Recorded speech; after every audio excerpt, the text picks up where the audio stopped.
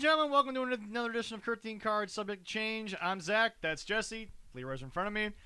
It's been a long day for me. Not going to explain why. Some personal stuff, but I'm going to make it through this. But I am tired. These boys know why. But we're going to get to that a little later. You're good, man. It's like I'm always here. This is my spot in my kitchen. Yeah, it's fair. It does help that way. We will have Dave from MAW will be on the show today to discuss the Women of Nations Grand Slam 3. Yes, sir. Postponed a year due to, obviously, the pandemic and the other 20 things we came up with to avoid talking about the pandemic, but still. And also, I just little teaser for everybody.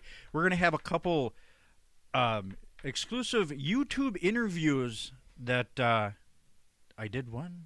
And there's one coming up this week. Yeah, folks. So check out our YouTube the links on our official Facebook page and our Twitter. Right. We will pimp that one out. Look for those probably Thursday of this week or close to it. Yeah. I'm probably going to get one up either today or tomorrow on YouTube, and I'll post that up.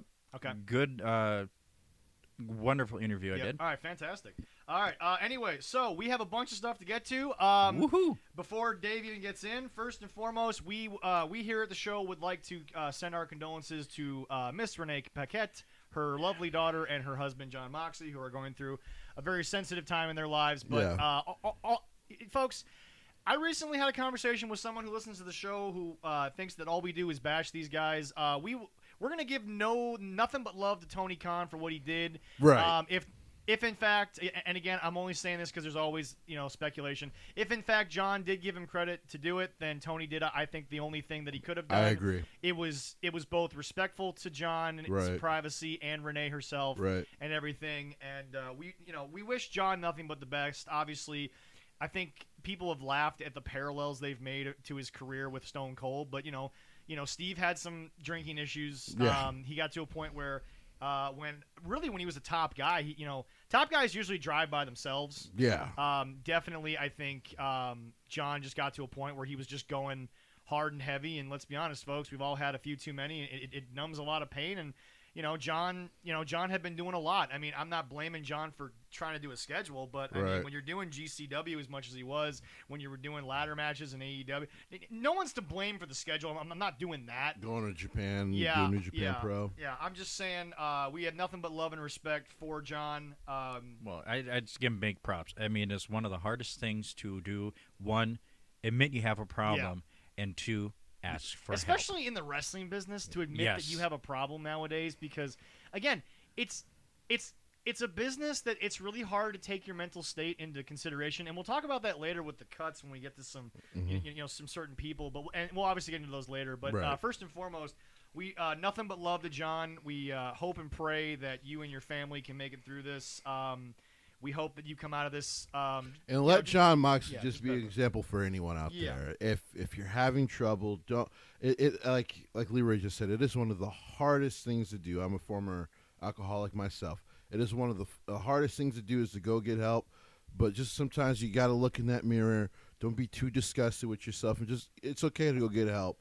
Because you rather be around on the long term than be gone on the short term. Well, especially with him being a brand new dad. Yeah. I mean, as being a dad of 4 kids, I wouldn't know what it would be if I wasn't around for them. Correct. Yeah. So good. Nothing but love to the family, and Mox, get well, brother. And, yes, definitely. And as we always say on the show, they are still real people. If Renee chooses to take a step back from her podcast, the oral sessions, if Renee would like a little privacy, just leave her alone. Right. Okay. Oh, definitely. I mean, right now, folks, and again, no one's at fault, but she's essentially a single parent for a little while, and with a brand new kid, I mean, that's got to be one of the toughest jobs you could ever have. And again, John's not at fault for that by any means. No one's blaming John for that. No.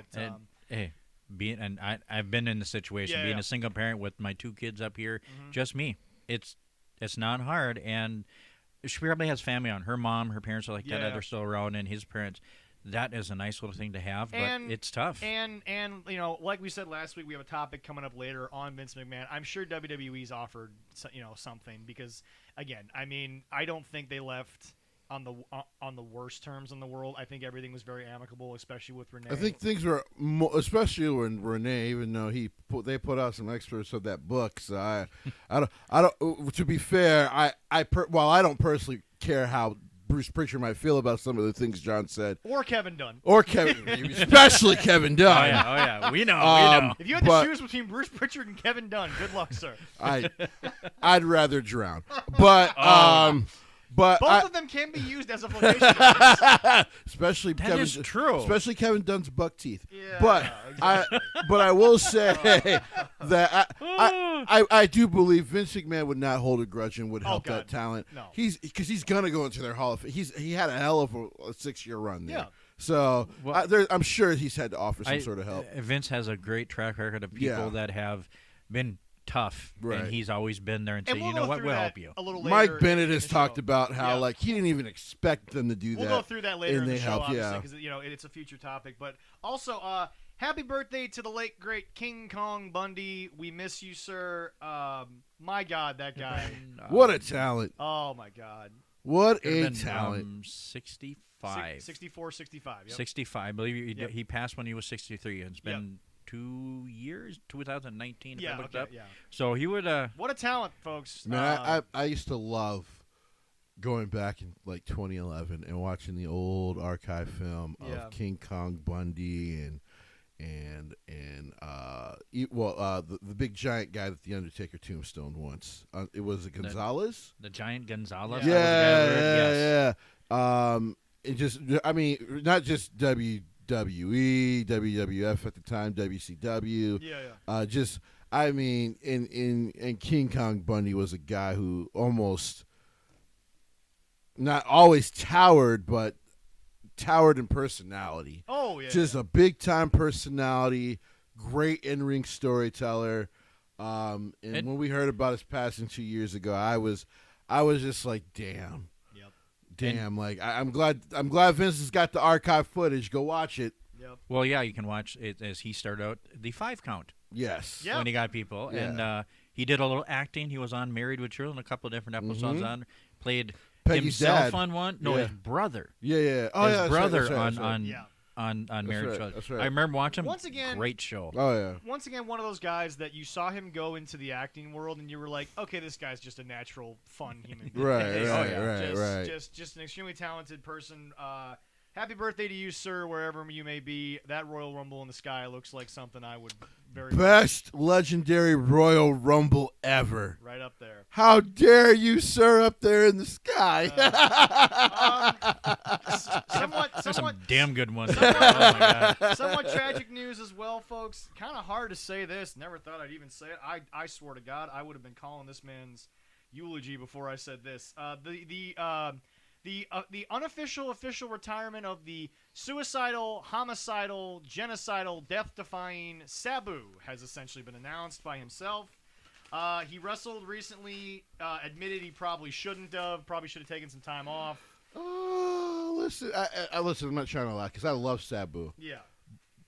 But this is one retirement I'm so happy about. You guys don't even know. Oh, I was blessed to go see him quite a few times in Philly. Yeah. And because of course I'm from New York, so not a long drive for you. Not a long train ride. I think about an hour. Okay. Like not a long train ride at all. That's why some people don't realize how close. It really is. How congested the Northeast really was, which is why we always say that was Vince's territory. His territory extended a long way. Oh God, because of the short term. And because trains can get you into most of the venues, so Vince and Vince's dad had a lot of. Was there a train directly to the 2300 Street? To the 25, I believe it was. I believe, and I'm sure Gene who listens will correct me, but I think it's only 4 or 5 blocks away. Oh, really? Okay. So it's a pretty short walk away. Okay, yeah. But yeah, overall, man, listen, this should have came 7 years ago. I think his hip has actually been worse than the Undertaker's this whole time. Oh yeah. And the fact that he was still going out there, and I'm just like, it was. So we got to meet the Sheik, blissfully at an MAW show, and I kind of said to him, I'm like, I wish your nephew would retire because I am so worried about his future health, and he just kind of laughed a little bit because I'm sure he gets it. But first of all, Sabu, thank you for all the memories, all of them. And honestly, please stay retired. And we don't mean that as a joke. No. Please, sir. Like, just for your health, I want to see you keep talking about pro wrestling and the stories until you're like 100 years old. You know what I can say too is, and if you want to come out and rub elbows with the guests, get some autographs. There's this little promotion that we love promoting all the time. MAW. Right. Come on up to DPW, talk to Dave. DBW too. Come up to anywhere in Minnesota. We'll gladly come take a. And anywhere in the world would love to pay to have you for you, to have you like give, do, paid sign autographs and give fans like 10, 15 minutes of your time just because of the wrestling knowledge. Really a guy that I think is the reason, and I'm serious, might be the reason why ECW is taken so seriously and isn't considered garbage match wrestling, right? Is because he brought an elegance to violence that I love Tommy for what he did in ECW, but Tommy was the heart and soul, obviously. But Tommy was a grinder. Tommy was a wrestler turned to that. Sandman is the icon for many reasons, but the elegance, the beauty that was watching Sabu, as violent as it was. I've always told people, anytime him and Ray got into a ring together, not just the WWE version of ECW, but if you go back and find that footage, him and Jerry Lynn, him and RVD, Ray, you would almost think, oh shit, maybe this is why most of the pro wrestlers now do what they do, because it was beautiful to watch. Yeah, it was violent. But it was so beautiful to watch. Like, these guys were basically artists in the ring. So, well, again, folks, forget his. They were just painting the canvas with their blood instead of paint. A little bit, yes. Which again, not to give, not just trail off into anything else, but again, which is another reason why forget his WWE run. There's a reason why Rey Mysterio's had the career in America he's had. If you go back to any promotion he ever worked. Very with. true. God, yes. Oh yeah. So, Sabu, thank you for all the memories, man. Yes, but please, totally thank you. I hope to rub elbows with you one day because you are a hero of mine. But please don't come back into the ring. There comes a point in time that, and it's interesting. We talked about the plane ride from hell story, maybe finally becoming a thing. Corey brought it up that maybe it was because Taker finally removed his veil and said, "Okay, it's okay to talk about this." Right. I think that Mark's impact on the business short term right now is people are just looking at how hurt he was, and it's no longer the badge of honor that I think he once wore or he once thought to wear. Watching him walk is painful. Isn't it? It's painful. You can't replace a hip like that. Like, well, you do it once, you can't do it again. Well, but here's the deal. And I fear like what Kevin Nash got earlier than him, he's getting now, and that's that muscle atrophy stuff. Yeah. Issues. Yeah.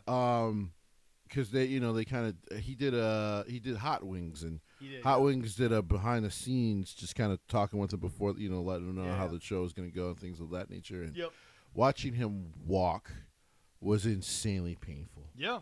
To me as a wrestling fan, because I'm like he's got kids now. He's got one or two older ones now. Yeah. Obviously. I think the son is 28 or something like Somewhere that. in that range. Yeah. But he got younger kids with Michelle, so. Yeah. I'm like, that sucks. That's why I get why AJ's like, well, I can still walk. I'll probably leave. Yeah. Because I would like to be able to walk and see my kids' games and things of that nature. And AJ's always had that sort of Southern mentality of, I just want to sit there, read the paper, and talk about high school football. And there ain't none, right. And it's just AJ's that guy at heart. He just happened to also be one of the greatest wrestlers of all time. One of the greatest athletes of his time. Yeah, right. Oh yeah. Also, talking about that reminds me of Terry Funk. That he's still moving. Yep. Not the greatest, but he's still moving. He's called a tough old bastard. Mick Foley walks cactus, yeah, very gingerly nowadays. So I think people also have to realize is I tell people The Rock is an anomaly. Yeah. Because think about it. Triple H now having the heart issues. Well, but that was genetic. That was going to happen. Well, and then the continued shoulder issues apparently. Yeah. Stone Cold, we already know about his bum knees. Now, he walks all right. Yeah. But, he definitely moves slower than he ever did. Oh, yeah. The Rock is quite the anomaly. I mean, if you look at John Cena's legs in a picture where he's wearing shorts nowadays, you're like, what? Yep. What? Have you Like I seen? said- Have you watched Suicide Squad? Yeah. That's a damn good So movie. like, Like I said- the Rock is definitely Oh, a Physical specimen. just a specimen unto himself. Yes. No, my biggest thing is just I think that that people look at what they thought was the bar, and how he's just not like. I mean, I'll be honest, and this is not an insult to him. In my opinion, he's not even a shell of himself. He is a broke down, lifeless corpse version of himself. He is literally, I think, a Walking Dead man right now, and that's not to be taken as a joke. That's to be, like I said, watching him walk on like Hot Wings behind the scenes, and that was just in his own house. Right, That was his couch. I was like, this is painful. Yeah. But like I said, hopefully Sabu does not have those issues now that he's completely gone. And we'll get to rub elbows with him. Yeah. You're going to go into some Hall of Fames, but I'm glad he's retired. This is the other thing that like I Plus, wish. isn't he 60? He's close to it. You gonna look that up? Yeah. He's got to be at least late 50s. He's got to be late 50s for sure. But I mean, Jesse, the other thing that I think we also need to say, and luckily guys like Jake figured this out. Sadly, through that GoFundMe for his shoulder, but like, we do want to see you, motherfuckers. Right. We really do want to, come and just stand there and like thank you. Right. He's got 10 years on me. He's 56. Wow. Yeah. So mid 50s. Yeah, really, so I was close. Well, I'm like, it has because him and Undertaker have to be around the same age range. Close to it, yeah. But yeah, it's. We would like to see you someday, sir. Right. Oh, Again, for me again, but yeah. Yeah. It's one of those things. It's because it's hard. I think it's hard for them to walk away from the glory of it all. Oh yeah, no, yeah. But like, we live in such an age that with all the indie wrestling promotions out there, they'll celebrate you for a night. we will celebrate you just for showing up, man. I mean, Jesse, really, if you think about it, Taker talked about it. I think it was on Joe Rogan's show about the 297 days he used to work. Yeah. He could do that again, but just literally show up, shake hands, sign autographs, and take photos. Right. And not have to walk away in an ambulance. Right. He could still work 200 days and still be praised, but he wouldn't have to lift a finger. Also, Brock Lesnar's the other specimen. Go ahead, Leroy. Brock Lesnar I just checking it out. Undertaker and Sabu are the same age right now. Okay. Brock Lesnar. December 12th. Okay. Is Sabu's birthday, and he'll be but slightly no, older. But no, Brock Lesnar. I mean, it's not a gimmick. It's not a tagline anymore. Brock Lesnar is a physical fucking freak. He is the alpha male of our species. I do totally agree. Aliens, folks, send Brock if the aliens come. Yeah, right. folks. Bo Jackson was an anomaly. Deion Sanders, not as much as Bo, but definitely still a thing. But guys, it's crazy because Deion can still run with some of the best of them. He's got to be close to 50 now. Right. But I mean, like when you look at Brock, who has spent most of his life in contact sports, the man, no much muscle atrophy, just still thick as a damn tree, like. And I mean, he's admitted many times. Huge dude, bro. He's admitted many times. 54. Gotcha. Guys, he's not going to get any stronger. Who the hell says that? Right. But he's kind of right. Like, I mean, his strength is country boy, farm boy built. So and strangely, at like 44, got like more cut, so he's faster now. Yeah, right. Like picking up tractors, throwing up logs, which is a problem for most people. There's like half trees on his shoulders. I still don't know why the first picture we saw of his new haircut was at a butchery, because I'm pretty sure Brock Lesnar just butchers his own shit in the backyard. Well, I mean, listen, I don't think he needs the knife to butcher the damn animal. Have you seen them hands? He may have also killed the animal. We don't know. He probably broke it with his neck, So anyway, just picked up a deer, F5 the damn thing, killed it. Right. Also, folks, I got dinner, honey. we have to talk about this. Which one? Damian Priest. I think we should just jump right into that. Damian Priest, despite everything that's happened between cuts and this and that, once again, Jesse, I'm not saying we were ahead of it because I think WWE always saw it, but here's a guy who has taken what they've given him. He's knocked it out of the ballpark on the big stage. Right. He's always been able to get reactions. Right. And they're pushing him. Yeah, they are. And it's like I think a lot of people are still trying to get the gimmick, but you go back and watch, especially the hardcore match with is it Mace or T-Bar? Right? It was T-Bar. It was T-Bar. Yeah, he had Dominic Dijakovic. I thought I was say Dominic Dijakovic. 2 weeks in a row with a Yeah. match with him. Yeah, but I hate calling him right. fucking Yeah, T-Bar. but I mean, Jesse, whether the fans get it or not, the live crowd is reacting.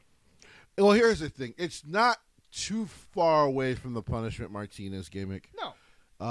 It's got that weird ass WWE spin on it, of course. Well, of course. But the two matches have been fire, and everyone loves a badass babyface, which is now what he is apparently. Yeah. So, am I incorrect? It looks like has like eyeliner or something around his eyes right now. Is that kind of a new thing that he started doing? No. So he used to do that when he was Punishment Martinez. Okay, all right. Okay. Really, like Jesse said, while it's not the literal Punishment Martinez gimmick, Right. Okay.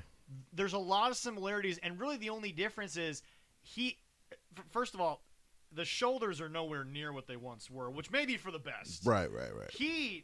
Leroy, I mean, his shoulders were wide. I'll have to look. He was a big So dude. because he's 6'5", he used to be 352, I believe. Yeah. Now he's in the 250 range, and it's all muscle now. So so the shoulders are smaller, but he's actually stronger than he's ever been because it's all muscle. So and that's good for him. yes, for the long especially run. long-term health-wise. Oh yeah. So and WWE, they know what they're doing with that, and they're going to keep him like that. right. So I don't mind the push. Yep. I don't mind the gimmick change. I got to be honest. The whole being a rock and roller thing was getting a little lame to me. Yeah. But Jesse, again, sometimes this is where guys like Vince and Bruce in the back get credit. Where if something's like old, let's try something. I will give Vince credit. That's fair. I will give Bruce Pritchard Nothing.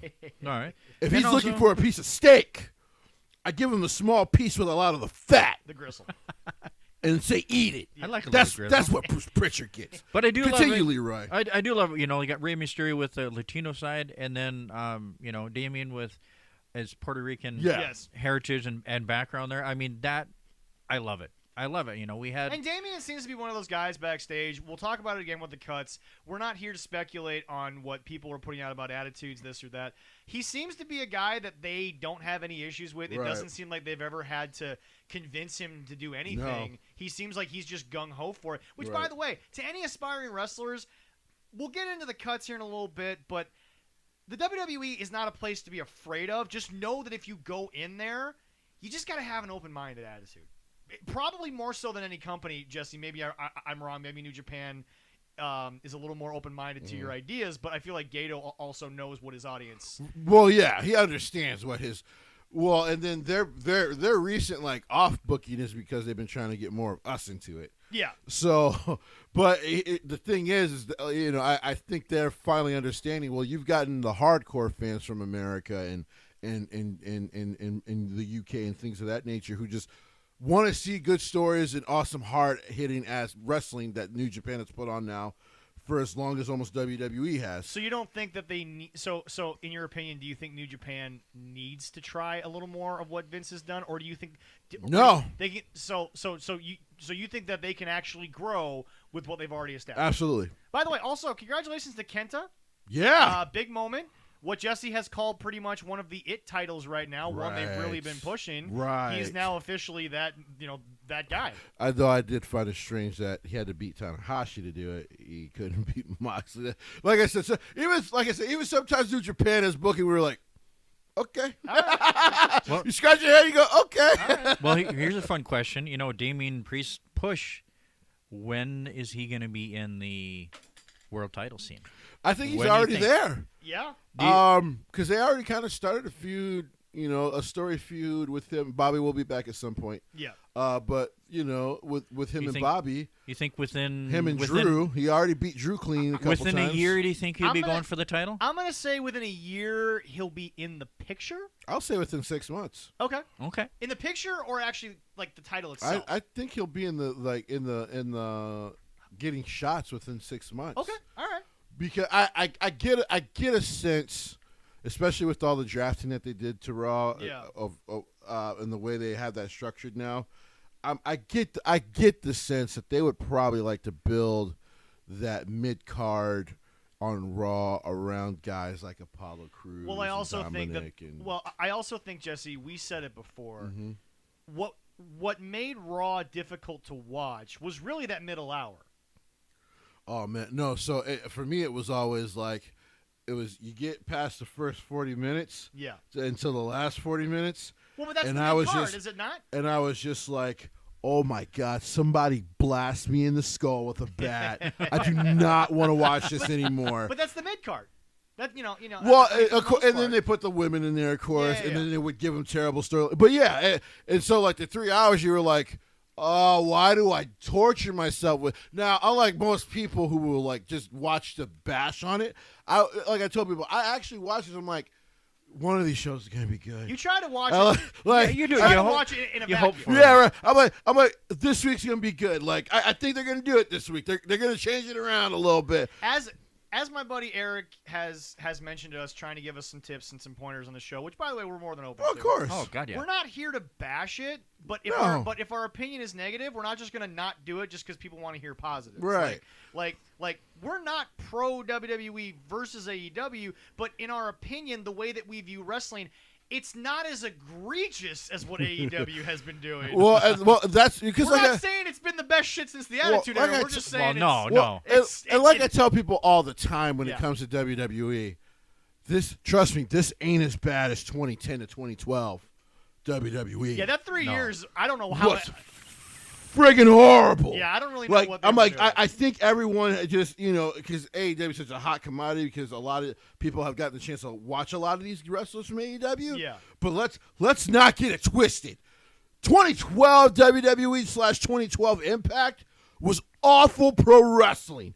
Awful. It was. Like I was so happy to find New Japan back then because I was like I would have given up on wrestling because it was all bad when you would watch American television. Like, why would we even watch anymore? This is all garbage. Nowadays, like I said, the worst case scenario for Raw is you're like, it was an okay show. It was all right. It was boring, but it was all right. The problem is, and this goes out to Eric and of course other people who have talked to us. The about problem it. with AEW problem with is AEW it is- gets a little egregious, Well- but it doesn't get as bad as then. Yeah. Yeah. Well, But the thing about it is that AEW, there are times where you watch something and you're just like, okay, I'm supposed to be watching a wrestling show. And I know Vince has never wanted a wrestling show, but I can't find anything really wrestling about this. Oh, they're a sports entertainment show. No. AEW? Yeah. Okay, good. Kingston cut a great promo on Rampage. Don't get me wrong. Oh, no, yeah. Gave CM Punk cry face, which made me laugh. Yeah. There you go. Yeah. Probably one of the best segments they've done this week. Oh, I agree. Oh yeah. But it that was a line very of good one. that is the only pro wrestling company is a lie. Yes. You are a sports entertainment company. See. Yep. I didn't want to get into that just yet because obviously we're waiting on Dave. Right, but right. I really want to delve into Yeah. that promo for a Okay. second because here's the deal, folks. Love me some Eddie Kingston. No one's going to deny that. But CM Punk, oddly enough, didn't go out there and deny what Eddie was saying, which proves that you've been right this whole time. That, guys, he has been out for himself. Yeah. Which again, in wrestling, you have to be. Right. But I'll be honest, maybe Punk needed to lay off the one part about how we were trying to hold you to a standard because it's just like, bro, you were there wanting to face Joe and Brian because you wanted to be top of the card. Right.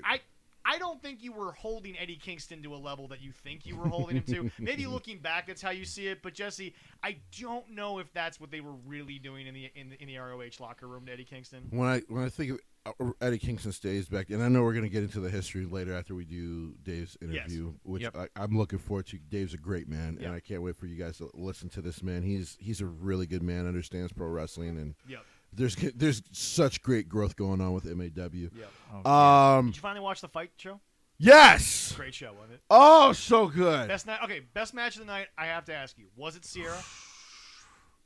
I got to be honest. Okay, all right. The tag match was really, really, really that's good. true. That's true. Oh, The yes, main yes. event tag match was so good. Well, but to be fair, I mean, like you could put any one of those matches out there, and they were all just great. Even the opening match, which again was a little bit. And before I we delve back into this, I just want to say, Sierra is on such a special run. Oh yeah. that when I watched the match, Eric, and I know Eric likes to listen to the show. Yeah. Eric, I'm a little nervous for you because there's a chance you guys ain't going to be able to keep her in the Indies for much longer. She is so good. We talked about Eric. Yes. Eric and I recently talked about Sierra, and I think what people need to understand about this woman, if you haven't looked her up, and I'm not joking, from the diva idea of looks, from the Four Horsewomen idea of wrestling and promos, there's nothing she can't do. Yeah. There's nothing she can't do. Is it Trish Stratus level of this or Lita level? Right. I'm not saying that. I don't want to put that on her right now because she doesn't need that type of thing. What I'm saying is that there's nothing she can't do. Whatever level she does it to is obviously whatever the situation This is the praise I'm going to give her really quick. Yeah. And you know what, people? Take this clip, 30 minutes in, put it out there. Don't care. And I love these two women that I'm about to compare her to, or actually put her over right now after watching that match. Yeah. She is the baddest bitch in the game. Yes, I said it. She's better than Sasha to me right now as far as like her promos, her in-ring style, and she's better than Britt Baker right now. It is insane how good she is. It is fucking 30 now 31, but 30 it was 30 minutes and 40 seconds. I watched that match from Markova. My mom will tell you because she actually watched it with me. Okay. My jaw never fucking reclosed because she's like the way she was working that match with Markova. I was like, whoa, what? She's 24, 25 years old. She gets the wrestling game this well already? What? Like. If that tape of that match gets out there more and more, which I expect it will, it looks like the buys are going up and up on that. And they should. MAW puts on a great show. I don't think she is long to stay in the Indies because somebody's going to come calling with a monster contract. By the way, the fact that AEW kind of saw her and put her in a squash further lets me know. But like Impact, WWE, MLW, somebody. Well, MLW, she'll probably still work her dates. I have sent a message to the owner and operator of DPW. He will be making sure that yes, 30-minute, 40-second mark. And hell, Yes. I believe her lovely boyfriend who won at some point will hit me with that. We can work on that. We'll probably be listening in. She's amazing. She's astounding. And I don't want to break her kayfabe at all. She actually is one of the sweetest human beings on the planet. Here's I met both of them. Yeah. Great people. Great people. Here's the other thing. We're just going to be honest because that's what we do on the show. And Eric has a hell of a champion representing him, but I don't think she's long to represent you for long. And you know what, Jesse? She looks like she'll steal your heart and beat your ass. Which is great, by the way. Which is perfect. Yeah, which is fantastic.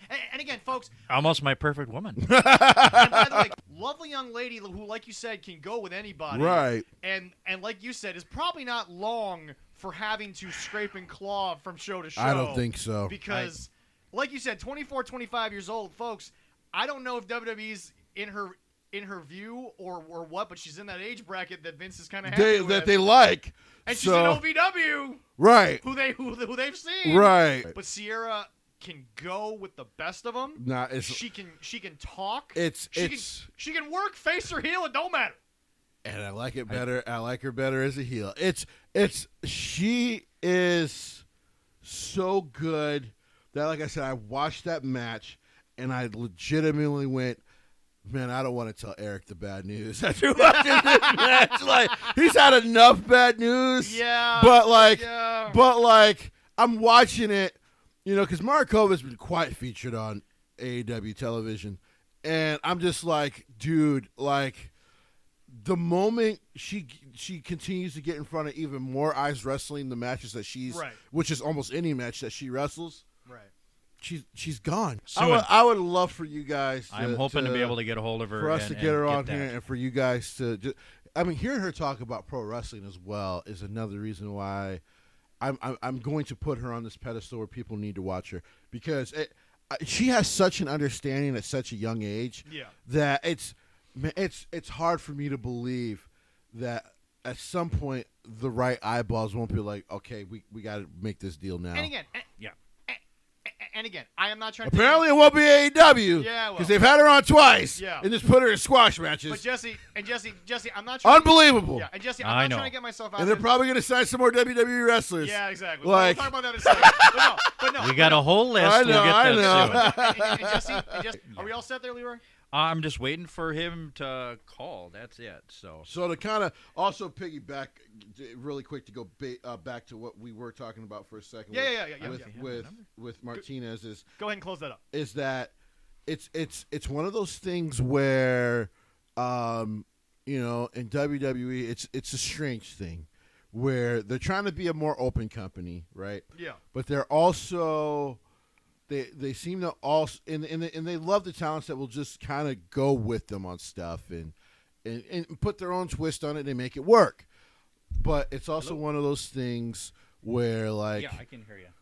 It's when we get into the cuts, the stuff with Damian Priest will almost feel damning on them as well in a sense of almost faint praise. But it sounds like Dave is ready to go. Oh, yeah. Hold on. Let's get up here. You still there, Dave? Yep, I'm still here. All right. Hey, we have Dave. We have Dave. How are you, sir? I'm good. How are you guys? Fantastic. Good. All right. So, Dave, we are here to talk about the biggest show of the year for Midwest All-Star Wrestling, Grand Slam 3. It should be Grand Slam 4, theoretically, but, global pandemic and everything. Right. So, Dave, as I always like to do right off from the top there, what is your selling, I guess, of Grand Slam 3 to everybody? What do you want people to know about the show before we delve into a little bit of it? Well, the most important thing that I always tell everyone about Grand Slam is that 100% of the proceeds go to the Women and Nations Eagles Nest Shelter in their fight against domestic violence and sexual assault. Every penny raised from ticket sales to raffles to autograph sales from the legends to the percentage of revenue that's being generated off Fight TV for the first time, every dollar that is raised goes to the shelter. That's awesome. That's fantastic. That is awesome. Yeah, I learned that just the other day with that with an interview that I did. Fantastic. That interview with who was that again? That was Charlie. Okay. Charlie perfect. from Women's Nation. Yep. Okay. Fantastic. I will have it up. Great little interview. Yep. Enjoyed that. Yep. So anyway, Dave. So Jesse finally saw the show on Fight. Yes, I did, sir. He loved it. And you guys. So that was your pay-per-view debut. What's been the response internally that you guys have heard from that? Great. First and foremost, I have to thank Stephen Bonner and Ken Anderson for their help with, getting us on Fight TV. They just, it was a long 4-year process, and I got the call right after that show with Bonner and Nick Aldis. And, okay. But he said, we'd love to have you a part of the family, and it's been a great response. We're looking at doing 2 or 3. Fight TV shows a year, and had a great turnout for the Rochester Nerd NoteCon show, and now this one for Women and Nations is even a little bit bigger.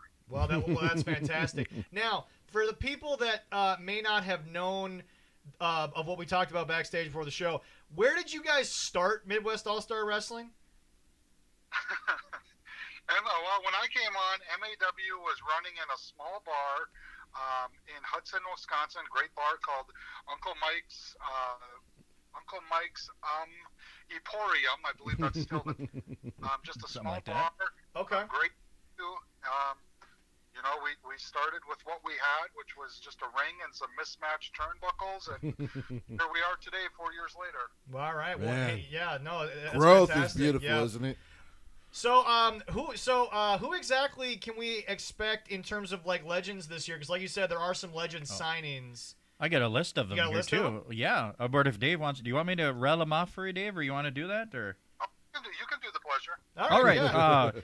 First, we will have, of course, and he's been in a few MEW shows, Mr. Kennedy, Ken Anderson will be there, ECW legend, Too Cold Scorpio, former old classic WWE star Tatanka.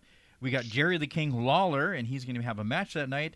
And then so it's Too Cold, I think. Yes, and then also Mr. Burke, WWE Hall of Famer Olympic gold medalist Kurt Angle. Wow. Honestly, looking forward to seeing Kurt there. A great lineup of Yep. former stars. It'd be great to meet him there. And also, Dave, you guys are debuting a special match, or I guess a prize. Yeah. At this show, are you not? Yes. This year's show, we will be featuring our first inaugural MAW television Royal Rumble match. The winner of that match will go on to become the first television champion. Wow. Wow. Okay. Wow. So That's gonna be great. Big That's gonna Big be things awesome. happening. Yep. How much? So I mean, I guess for some of the people that maybe want to know it a little bit, how much time and effort went into that particular title? Oh, I would say at least, after we got the contract to be on Comcast Channel 15 through Run Media Group, it was a no-brainer that, hey, we're on TV now, we need a TV title. Right. It was, from beginning of July up until last month when we announced it, from getting the title design to production to having someone make it to figuring out how we wanted to introduce it into MAW. It was time consuming. Wow. All right. Well, That's amazing. Yeah. That is amazing. Now, I did have a couple questions for you myself, Mr. Dave. So my first kind of big question is, because unfortunately with the pandemic, this had to be put off a year. But coming back, how hard was it to kind of get this show, scheduled? Because, it took a lot of venues, a lot of time to even feel comfortable putting on shows again. So when did you guys kind of finally get the okay that you guys are going to be able to do this show before you guys started promoting it? We got the okay. So for people that don't know, Women and Nations is a nonprofit domestic violence shelter that's run by the state of Minnesota. Correct. Once we got the okay from the governor's office that we can start holding indoor events, and they started lifting restrictions, as soon as that was announced, I got the call that said, "Hey, you got the green light. Let's get Grand Slam rolling." That's amazing. And then my second question to you is, because some will say, because I've almost kind of felt this way myself, that your promotion is kind of Native American home based. What is it like to be one of the more growing Native American based wrestling promotions, of course, outside of the big promotion up in South Dakota? Yeah, Minnesota, we are the only Native American owned pro wrestling company. Right. That's a very big staple for me. And the support from the Native community and sponsors and everyone else that's helped MAW grow since the time I've come on in 2018 to now has been phenomenal. And I couldn't do it with all the help. I couldn't do it with your guys' help. Of course. Want to come down and set up the ring. It's been a team effort. But Women and Nations is a Native American domestic violence shelter that's correct. Dear to my heart. I'm going on 10 and a half years. Wow. It's amazing. The support of being a Native American company, especially in these times, is great. So, Dave, I mean, we like to just kind of delve into just the obvious truths here. What are the overall statistics, I guess, that you guys have to deal with on a daily basis down there at Women of Nations? Is this like a bigger problem in that community, or is it kind of comparable to, say, non-Native American communities? I mean, what exactly do you guys have to deal with on a yearly basis, I guess? Well, domestic violence for everyone is is terrible in and of itself, but Native American women are 2.5 times more likely to be abused than an average non-Native American woman. Yeah, facts. There's a lot of missing, murdered Indigenous women that go undocumented. There's a lot of women that do get abused on the reservation, right. Unfounded and not talked about because we are a sovereign nation, and sometimes unfortunately it's not always reported, and right. It's hard sometimes to get people to leave the reservations and seek help because Native families, we're all taught to keep everything close and you don't express everything. So there's a lot of times that you don't know things that are going on in your own backyard. Prior to me coming to Women and Nations, I worked for GNC for almost 11 years. Wow. And coming from a small town on the Iron Range to the Twin Cities, it was a big eye-opener. Right. Oh, definitely is. Domestic violence or homeless people other than on TVs, and if it was around up there, nobody certainly talked about it. Yeah. Right. Now, Dave, I know I saw on Facebook you put up that there was not a lot of tickets. Are there tickets still available for the show? Yes, there is 100. Right now, there is currently only 100 tickets left. Wow. That you purchase online, whatever's purchased online up until the day of the show. Tickets will be cut off at noon the day of, and then you can purchase tickets at the door. It's the same price online or at the door. There's no upcharge if you don't get them online. Okay, definitely got to tell everybody, too, because we'll be promoting this all week. If you can't catch it and make it down there, Fight TV. Great place. And as I learned with my interview, the proceeds of that is going to go towards Women of the Nation. I mean, the last time we were at the Grand Slam 2, we raised a lot of money for that venue, for that, and I hope this year that we can do more. Yeah. Definitely.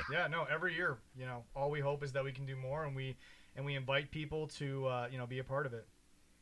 Yeah, the very first one we did in 2018 when we went in it kind of with our eyes closed, not knowing what to expect, we did $10,000 for the shelter. Oh, that's amazing. We went back in 2019, had it very successful with the late Road Warrior Animal and Ron Simmons, D'Lo Brown, all those guys. We raised $22,000 for the shelter. Wow. Yeah, and that was a great show. That was our second event. I think maybe we met you. Yep. We met you at a show up here in Duluth, and the ball rolled, and we started working with you. I mean, and I know as Zach would say it, and as I would say it, I very much enjoyed, and I'm so happy that we have formed a relationship with you and MAW. Yeah, I believe it was the second one. We met in Duluth. You came down on the second one and introduced me to the podcast, and I think that's one where you did the interview with Darren Corbin. Yeah, that was kind of a painful one. I got a slight voice change for a little bit. The D'Lo one we did later, which we're getting a lot of views on, was I didn't get hurt, so it was good. No, that's helpful. All right, well, I have nothing else. Do you guys? I actually did have one last one for you, Dave. By all means, go for it. So of course, this is like you said, this is your you kind of your last big one for the. Is this your last big one for the year? Or do you guys have one in December as well? No, so this is our last big show of the year. We have another show November 27th, live from the Mounds Theater. That's where we're going to crown our MAW champion. Okay. And we're going to take the month of December off to kind of rejuvenate and recuperate. And then we come back the first of the year, January 28th, with Steel Domain Wrestling. Ooh. Okay. Another joint show with Steel Domain, it sounds like. Yeah. We like working with Steel Domain. It's a great company. It's been around since 1998, I believe. They're great guys, and yeah, we're going to kick off the 2022 year with the Showcase of Champions, and then also tune in to our Facebook page, probably either Saturday night or Sunday morning for a special bigger show announcement going into 2022. Oh, okay. Oh, yeah. Well, hey, for everyone listening in, I mean, this is why we tell you guys, make sure you're following the page. That Dave and these guys always announce great big news, like all the time. Yeah, all we the try time. to. Me and Zach try to share as much information with ABW on our page to everybody that we have. Oh, we're excited for the show, Dave. Man, first of all, thank you for coming on. I mean, this is awesome. Oh, Yeah, yes. no, To get Dave on the show is great. we will definitely have to invite you back on. Probably at the beginning of the year and see what we're from there. Or actually, anytime, one last thing, Dave, before you go, because I've been kind of reading the card and stuff before we go down there and stuff like that. How many matches are on this card? Yeah, no. Let's get into the show. There's currently 10 matches. Woo! 10 matches. Woo! All right, fantastic. Woo! Well, they're all pretty good. You got the legendary 2-Core Scorpio against. I mean. My friend, but I feel bad for him, Paul Verk. I feel so bad for him. I feel bad for him, yes. He's probably going to get his butt whooped a little bit. You'll be there to take the heat off because he'll just beat you up when he's. That's true. That's true. That's very true. We have a couple of ladies matches, I believe, on the card. Yes. We have. Because you guys have the MAW title being defended on this show, right? No. Okay. No. Sorry. The Innovation title, right? Sorry. No. Oh, no. Oh, okay. They're just the MEW television title will be done on the road. Right. No other titles there. They have not done the match for the MEW Heavyweight Championship yet. Yes. That's still coming. That's later November. Yep. All right, well, Dave, we will see you on Saturday, sir. We appreciate this. But before you go, please let our listeners know where they can go to support Women of Nations. You can check us out on Facebook at Women of Nations Eagles Nest Shelter or www.women-of-nations.org.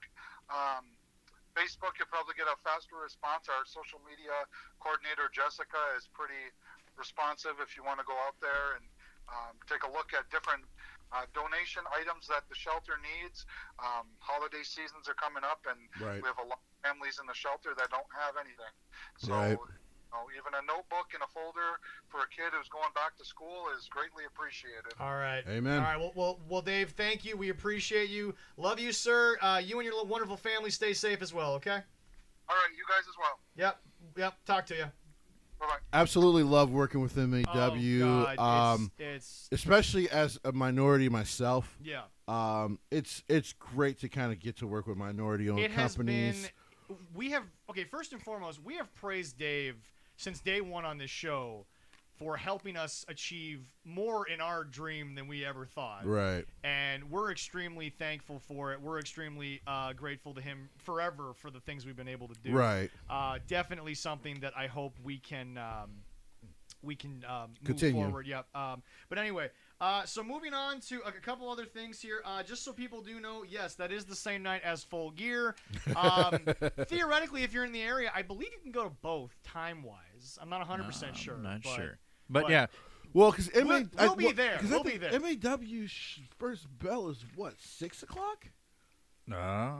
If you're in the area, go to this instead of Full Gear. I've got so many wrestling shows on my brain. Yeah, of course, right? DPW did drop their show this month. That was here. You know, like we said before, there's a couple reasons why to go to MAW show. Yeah. I don't know. Kurt Angle, Jerry the King Lawler, Tatanka, 2-Cold Scorpio, and Mr. Anderson, Mr. Kennedy from Green Bay. We can boo him. Which, by the way, used to it. facing one of his students. Yes. That was the other match I was going to try to get into him with. But that's Rampage Santana, who's a great up and coming talent. Yeah. And someone hopefully will get the chance. Because guys, if we do get the chance to get him, listen to. He's entertaining, but he's also knowledgeable as hell. Yeah. I said I'm going to talk to him. I'm going to try to get him next Sunday. I hope great. so. I hope things will work out and we can do that. Great. It'll be awesome. But it's one of those things where MAW becomes and this is not like taking a shot at any of the other promotions or anything like that. No. But it's become for me one of my favorite local promotions in the sense of they do not only do they put on these great wrestling shows, but they do so much for the communities. They really do. Dave and these guys do such great work. So yeah, if like he said, if you haven't gotten a chance to, that for a pay-per-view show, it's fairly cheap. I believe it's only $7 now, or $7 or $8. Go watch the MAW pay-per-view on Fight TV. Definitely catch this one. This is going to be a great show. The card is great. I got a feeling you're going to see those legends pop in and out of matches. And then, by the way, if anything on Fight TV, ladies and gentlemen, go watch the match that Sierra had. Yes. If anything, please go watch that match. Yeah, tickets for that show on next Saturday are $12. As he said, there's about 100 left. If you can't do it, Fight TV, and especially that it's, as I learned when I talked to one of the business managers from Women of the Nation. Yeah. The proceeds from the pay-per-view are going yes. for that. So even if you go down the show, hey, catch on our pay-per-view later and drop some more money. Right. It is so worth it. As I mentioned, definitely. I want to preview this next week. We're going to preview the DPW champion and one of the best women going right now in the business. She really next is week, one folks, of the absolute best Sierra. in the world. Yeah, I'll try to get up as. Definitely. We will work on that next week. I'll try to get as much information as I can find on her, so we were all ready for that. So moving on, yes, I'll make your life easy because I think I already have it after having my jaw drop for 12 minutes of that match. but anyway, so yes. So now we're gonna move on. Jesse, sadly, we have to talk about what is probably the death of one of the greatest wrestling promotions to ever exist. Jesse, you are our man who got into it. Correct. The death of Ring of Honor Correct. may be upon us. Would you like to give us a slight eulogy? So for everyone, Ring of Honor was an excellent promotion that started back in, I believe, the late 90s, out in Philadelphia. Ring of Honor was a concept, a thought process of promoting, building, and developing and cultivating young wrestling talent, and using experienced talent to do so in a way that was never done before, in an honorable way. Ring of Honor through the years has been through many ups and downs. Champions like Samoa Joe, champions like CM Punk, champions like Tyler Black, as we all know now as Seth Rollins. Champions, not champions, but wrestlers like Jon Moxley, wrestlers like Punishment Martinez / Damian Priest. In 2010, they were bought by a major TV company called Sinclair. Now, we all thought back then, I think it was 2008, actually. This gives them a chance. I believe so, yeah. This gives them a chance to now compete on a major level with your TNAs, with your WWEs. That never happened. Why did that never happen? Let me tell you why. Please do.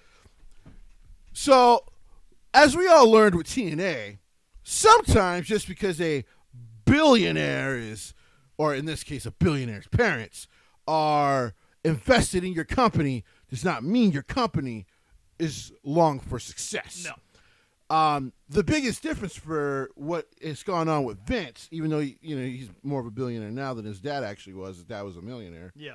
No, Is that the fact that 2011 they were bought. Okay. Sinclair. Yeah, So, yeah. thank you. I said 2010 at first too. So Yeah, well, my That's year- close. It my- was close. You were just mad at wrestling in general for 3 years at that point. So I really There you did go. hate. I really did hate Americanized pro wrestling at that point. Oh, did you ever? Besides PWG, so They would have to do a lot for you to hate them. they would really have to screw the pooch for me to turn on PWG. But here, so this major company invests in Ring of Honor, and unlike Vince, whose dad cultivated him in pro wrestling, even though he sent his son to military school, kind of at first didn't want him to do anything with the business, he's seen that his son has such an interest in the business that he cultivated him into the world of pro wrestling, which is what you should do, right? And Sinclair has never, ever given a shit about pro wrestling. Their thought was, when they bought the company, was we may put this on one of our major TV stations, by the way, which never happened, to compete with Vince McMahon, which they never even attempted. Because of different people, the different people at the time who were running Sinclair. Because, of course, back then there was a hole in major competition. Yeah. While TNA/Impact at the time, even once Hogan and all those idiots got out, so the stories got better, they were never actually, even though Eric Bischoff tried, they never actually competed with WWE. I don't actually understand why people are saying Vince is in late era WCW booking. He's not anywhere near that bad. Vince is a little bit... TNA got that bad. You want to know why? Well, yeah. Because most of them were there. Yeah. But Jesse, here's my question. And I really hate to go about this because this was something that will forever prove that they were good guys. Did Ring of Honor make a mistake in paying everyone through the non-show pandemic part of the era? So that call was by Joe Koff, who is CEO, who also made the call recently, about a month ago, to all these talents that this is probably coming down the pipeline. So go ahead and kind of start making your decisions on what you would like to do. Yeah. Joe Koff is a good guy. One of the probably the better guys of management in pro wrestling. Yep. He, unfortunately, unlike Vince, Vince is tied to the networks. Yes. Joe Koff is tied to assholes. Totally different scenario. You see, because Joe Koff, instead of, being on a major network and just dealing with that kind of deal, so maybe that's why Ring of Honor had been suffering a little bit. No. Joe Koff had to deal with conservatives who wanted to just promote their own shit on his pro wrestling show because the guys who originally invested in his company were gone after 2 years in St. Clair as the owners. How? I will never understand. So, like, Elon Musk always talking about, I want to bring people to Mars. I will never understand how people can make so much money and then do stupid shit with it. It's almost like you don't appreciate it when you have so much of it anymore. Like, you don't know what to do. A company like Ring of Honor, which has probably, to be honest, built almost all the talent that's not from Japan. That's not from South Korea. Like, all that talent that we see nowadays that's not Japanese kind of cultivated themselves through Ring of Honor. Yeah. That's dead and gone. Well, okay, Ring of Honor, for people that don't know, it was a company that really lived on DVD sales for a while. That was kind of their DVD and live shows. Yeah, DVD and live shows. So they were really the ultimate indie promotion. Yeah. And instead of investing in this company and giving Joe Koff, hey, we're going to put some of our billions into you and your talent. We're going to give you a weekly television show like we originally said. Well, apparently they're $12.5 billion in debt, which is not Ring of Honor's fault. That's Sinclair, yeah. Yeah. Like I said, when idiots have money but don't know how to invest it. Pretty much. So instead of investing in this wrestling company, maybe actually challenging Vince because everyone was clamoring for it at the time. Yeah. You did nothing. Mm-hmm. I mean, you essentially pulled. We were waiting on that show for a while, right, and it never happened. Yeah. Like I said, by 2013, when I heard that ownership had changed, I'm like, it's never going to happen. Yeah. Which pissed me off because I had been to a couple of Ring of Honor shows. You've been to more than me. I've actually only officially been to one, but I've been watching all the DVDs and stuff forever. So. And I mean, the catalog for Ring of Honor is insanity. Now, the only good thing Tony Khan can do here with his daddy's money, is find a way to outbid WWE. Well, but I guess it's been on sale for a while. Yeah, no one's actually bought it yet. So once again, we all act like Tony is as up to date into it as he is. First of all, you passed on Buddy Matthews. You did That's actually documented. By the way, facing Okada in a couple of weeks on New Japan Strong. Yeah. Pay-per-view. former Bronson Reed is possibly going over there too. Yes. Yeah, but I mean, Not like, confirmed yet, but yet. possibly. But I can tell you this much: she actually has been seen going to the dojo in L.A. okay, yeah, there you go. Yeah, he had some visa issues trying to get out of Australia. Yeah, but anyway, no, I mean, Leroy, we for a good while there when WWE had no competition and was really hot, their entire main event scene was ROH guys. Yes, it was. Oh yeah, and actually, it's interesting because you talk about the former ROH guys. The Undisputed Era arguably could have been called the ROH era. I mean, really. I will say this to be fair to Vince and Tony so far, who haven't bought the catalog. I wouldn't buy shit from anyone in St. Clair right now either, because I wouldn't trust them. How that company in 2015, I believe, was worth close to $10 billion. Yeah. How are you now $12 billion in debt? As business people, well, he's never run a soccer team very well. Yeah. I would understand being or anything else, or a football team, or a wrestling company. Somebody wants me to tell that joke, guys. I don't actually feel that way. They won today. The Jaguars, they beat Buffalo by 3. No, not the Jets. Jacksonville. Oh, Jacksonville won? Yeah. Oh, thank goodness. No. Again, they got the Jets lost on Thursday night. I didn't want to talk about that. Thank you for doing that to my good friend Jesse. I was in a great mood until you mentioned that. You were. Anyway, I'm going to try not to think about them because I have to think about them next Sunday. Yep. So I understand why they wouldn't buy shit from them right now. I would wait for them to drop that catalog to the lowest possible price and then scoop it up. Because otherwise, I'd be like, I don't trust you. Because you're probably going to try to charge me an arm, a leg, and then some of my family's body parts so you can get out of debt. Maybe a pancreas. I don't understand how you owned this. I mean, vital wrestling company in the 2000s of Ring of Honor. Now let me say this. Vital. Now let me say this. Jim Cornette was obviously, and he was there, by the way. That's what I'm saying. Yes, he was there for a while. This is the time Yep. to bring up Jim because he was really trying Yeah. to make them work. Right. Now Jim recently spoke on. Which is why they're. I didn't mean to catch you up, but that's why you always hear a lot of love for Jim from Bryan Danielson, Samoa Joe, even CM Punk. Yeah. People, Philip actually regards Jim in very high guard because of all the work he put in the Ring of Honor. But it's like Jim does have a good point that the ownership of Ring of Honor, not just Sinclair, sadly there were a lot of things that were botched. Oh yeah. And what's interesting is, Leroy, you and I talked about this before Jesse got on the show, and basically it's the Rhea Ripley effect on our show, but it's the NXT effect in WWE. I think you got a locker room that was so about their underground feel that when you realize to grow you need this sort of television sponsorship type thing, they don't.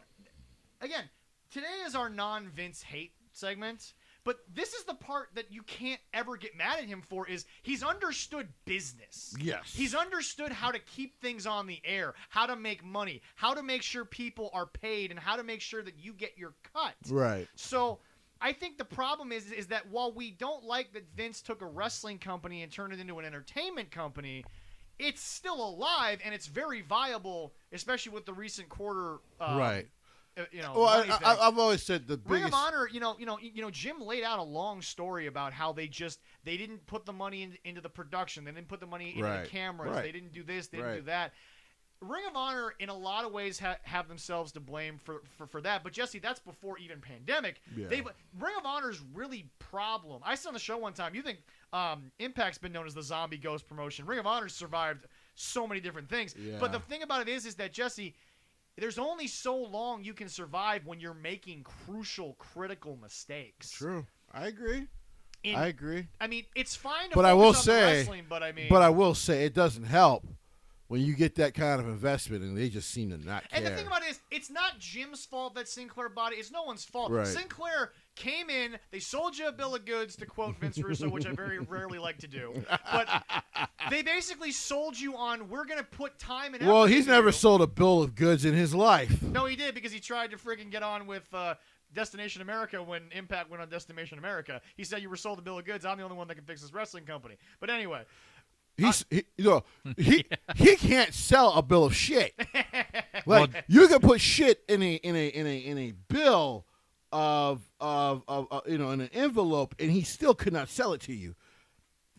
He's the worst thing of pro wrestling of all time. Fair enough. But my point is this, folks: Ring of Honor. It was a safe haven. It was a place to go. It cultivated a lot of what is now mainstream television. Yes. But we also have to realize there were eras to it.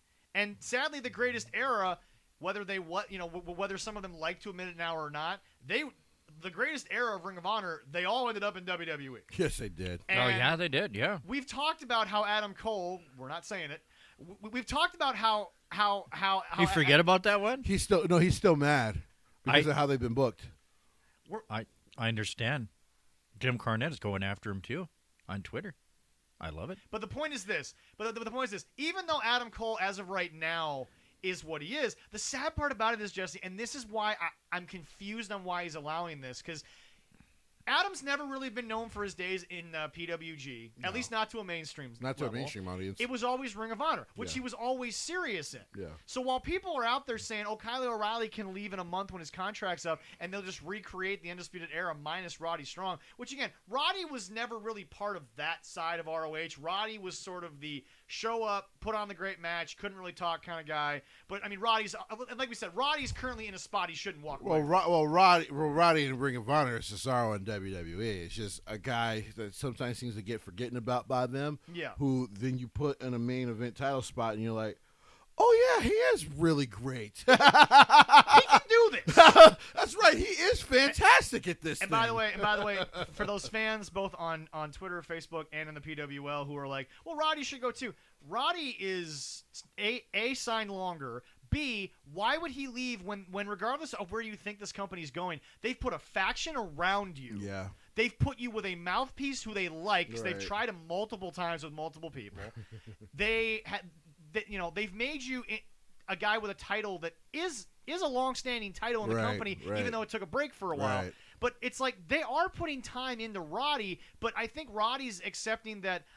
And again, a lot of the AEW guys do this. We'll talk about it later in the show. But Roddy's like, I'm making more money than I ever did in ROH. Right. I'm in a better spot. Yes, he is. And sadly, Roddy was only in Undisputed Era because WWE wanted him in there. But at the end of the day, Roddy was clearly the fourth-wheeled guy in that faction. I think another thing was what putting him with the Undisputed Era was also the fact that Roddy was always a better heel, and to give Triple H his credit, he tried his best to kind of keep Roddy as this kind of blue-collar babyface. It was not working anymore. So the Undisputed Era thing was a way to kind of see Roddy for how he got himself over, which was a cocky heel. Look.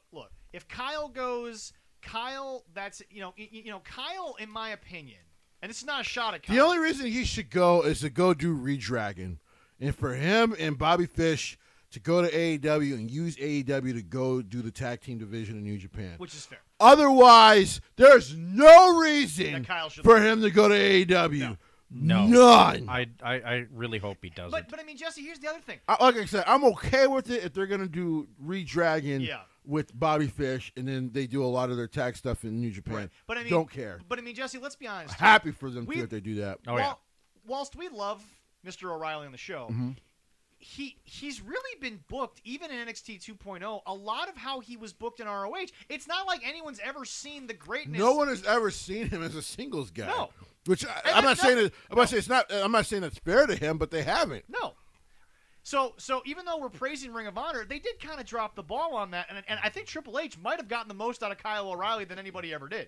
Triple H and Sean definitely got the best out of him as a singles performer. Sadly, they also got the best out of Adam Cole, but Adam Cole decided to go play with his friends. I'm sorry, Adam. You bother me.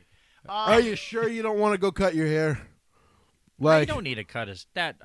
By the way, no, I don't. I still think that's a bunch of bullshit. I think that's bullshit. But are you sure you don't want to go cut your hair? Like, it feels like I mean, WrestleMania is around the corner. I think you would have probably been in a great program heading to WrestleMania right now. He would have been in something, right? Yeah. What's he? Before we get back to ROH, we'll finish up ROH and get into that. Right. We still have to talk about Dynamite and all that stuff. But No. Actually, there was some good stuff this week. Yeah, there was. But no, it's like here's again, give him credit. Yeah. But again, here's the thing people have to understand. ROH put out some great talent, was a great locker room environment. Guys loved it. But at the end of the day, and I'm not trying to praise the also to kind of give Ring of Honor shit that they deserve as far as the history of Ring of Honor. Yeah. You had all those great women, Gail King, Awesome Kong, come through, and it took you fucking forever to start Women of Honor. Yeah. That was, I think Jim even mentioned, that was one of their biggest failures. Here's my question here. Like, how do you allow Hulk Hogan to beat you on that? Can I? Here's my question. It's incredible. Here's my question. Again, we're going to be talking a lot about the man later in the show. Right. But to give Vince kind of some praise, whether or not you've liked the presentation, Vince McMahon has put women on his show. Yes. They've been in main events. Now, yes, is it with kind of talents he's kind of cultivated in NXT with the Four Horsewomen? Sure. Yeah. But he did it. And he did it before ROH, right. technically. Actually, to be fair, he actually did it before all that with Trish and Lita. Yeah. So he's done it. Folks, forget your gender, forget your skin color. If you prove to Vince McMahon that you can move the needle, he'll put you on. To him, if you can make main event money, you'll be in the main event. He's also, by the way, Jesse, like any great promoter or coach or GM, he's allowed one or two mistakes. I mean, no one bats 100 in picking talent anywhere. Well, but I was saying, watch the Jets locker room. I'm sorry. I'll be fair to him. He wants me to whoop his ass today. As long as you don't get blood on my floor, you can. I promise I won't. Okay. This tile couldn't get any more stained if we tried. He really wants us to beat him. I'm going to beat the hell out of you too, and if that happens, I don't care if I get blood. You know the bad part is, then I got to find somebody else because he'd be out for a couple weeks. That's okay. We'd be okay. Well, we still so, got you, as so I was yeah. saying, I was looking on the bright side of these Hey, things. boys. Yeah, but boys. also... Hold on, Leroy. Hold on. Before you guys get all... His better half might kick my ass. Time out. I'll take an ass whooping from her. No, time out. Before you two get all, happy-go-lucky against me, don't make me say it. Don't make me call Darren. Don't make me do it. Hey, I'll be fully prepared this time. And I have a much longer one, so I'm not worried about him hitting the base. Anyway, there you go. So to get back to wow. Yeah, I'm not worried about you hitting the base, but this it's not going to hurt. This has never been a family show. 10 pounds of swing. No, 20 pounds of swinging death. 8 pounds of gold down there.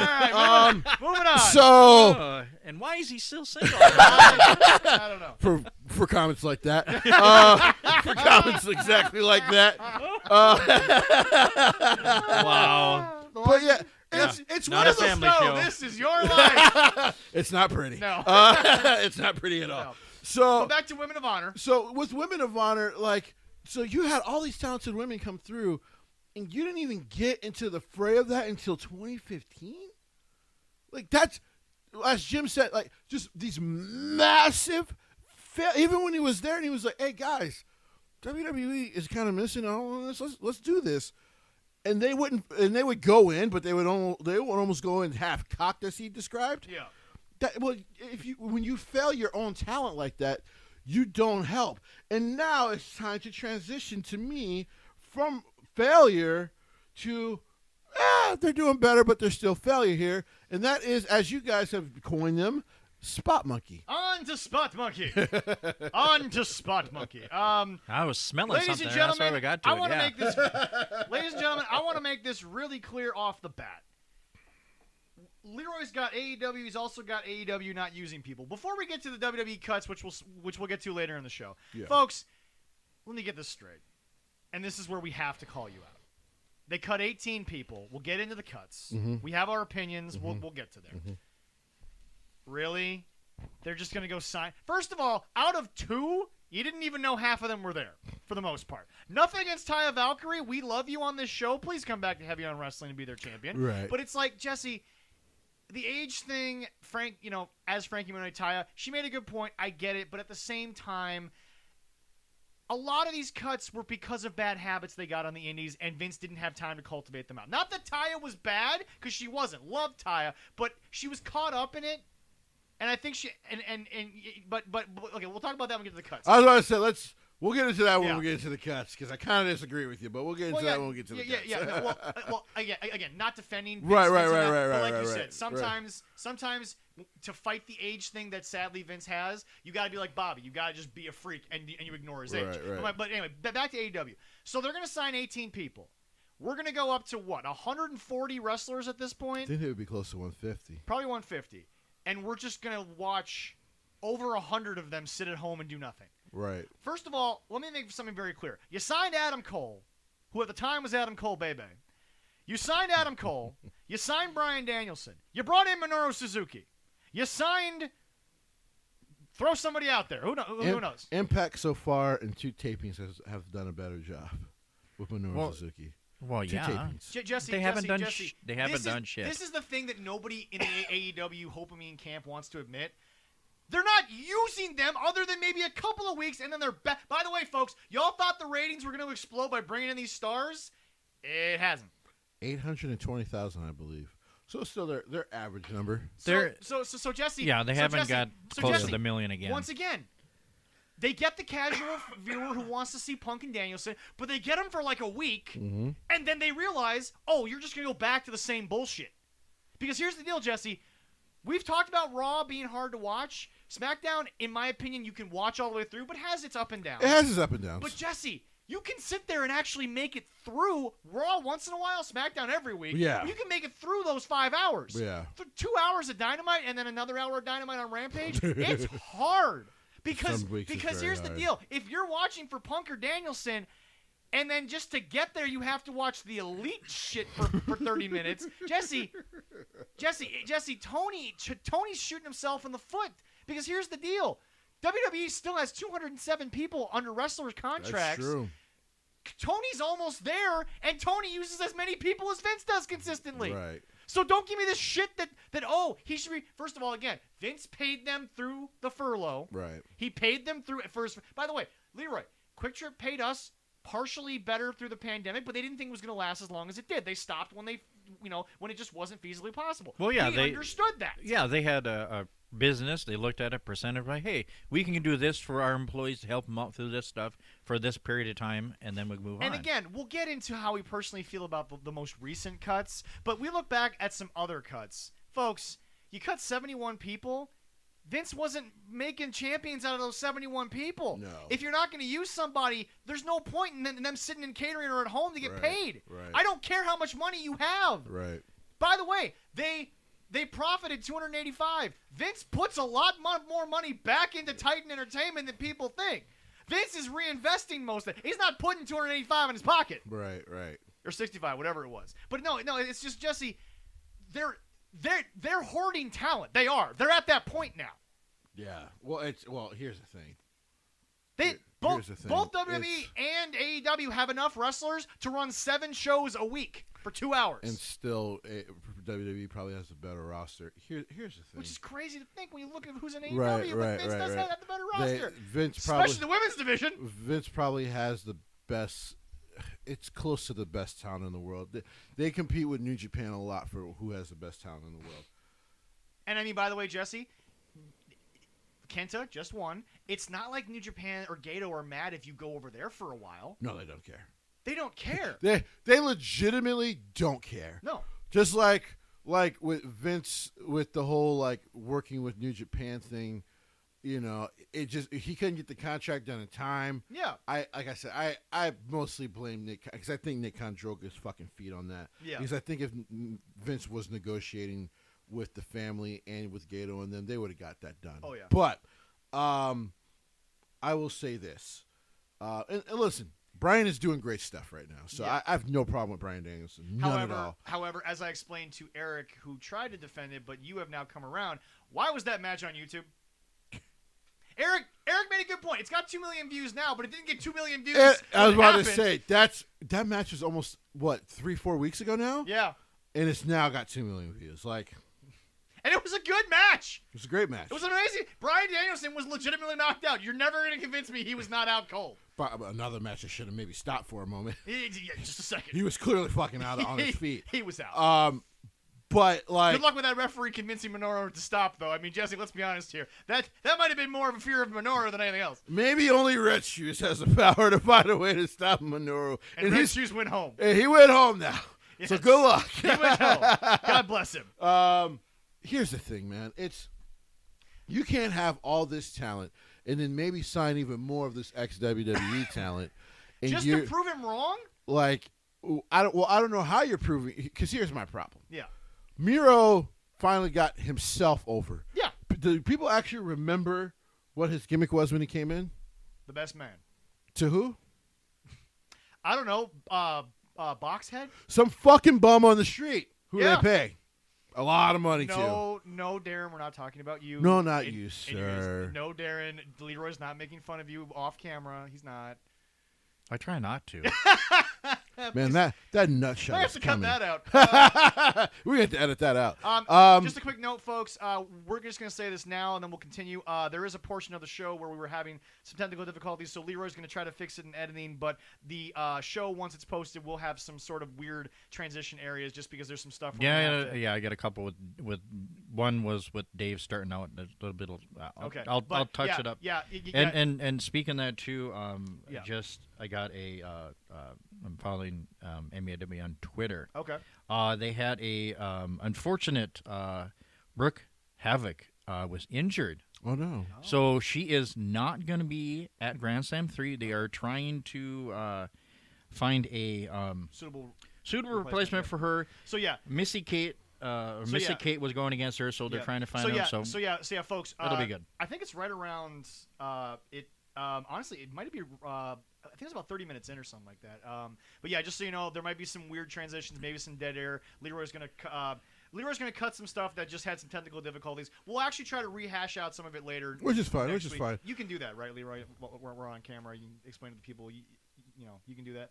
Oh, I'm getting pretty good at this editing stuff. Okay. Unbelievably, self-taught. Yeah. So basically, best way to learn, I feel. If you get a couple of burps in there, Yeah. I am Right. sorry. I'm just. So basically, I'm folks, working on it. So basically, folks, it was just some stuff that didn't necessarily get picked up the best or whatever. Leroy's going to cut it. We're going to try to rehash it next week. Obviously, Dave will be fine. It was just a little bit towards the beginning there. We'll fix that. Yeah, just the beginning with Dave and But, stuff. anyway, but back to this, Jesse.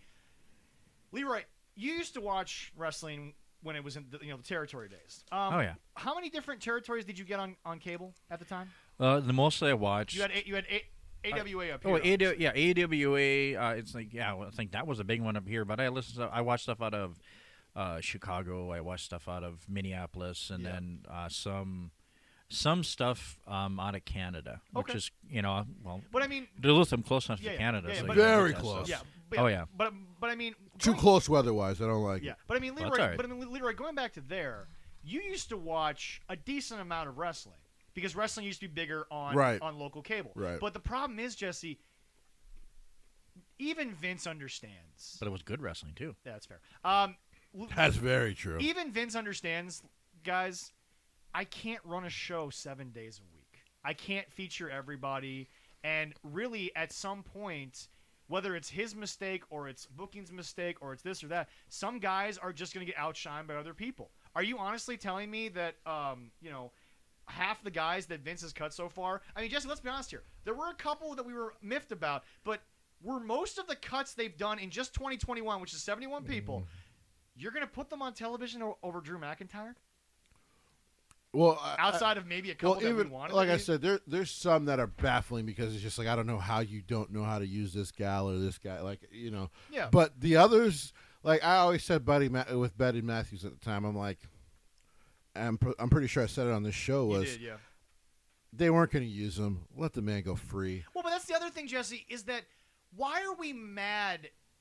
And this is why the fans have a bias. This is why you can't get mad at someone who does two different things in the same scenario. Right.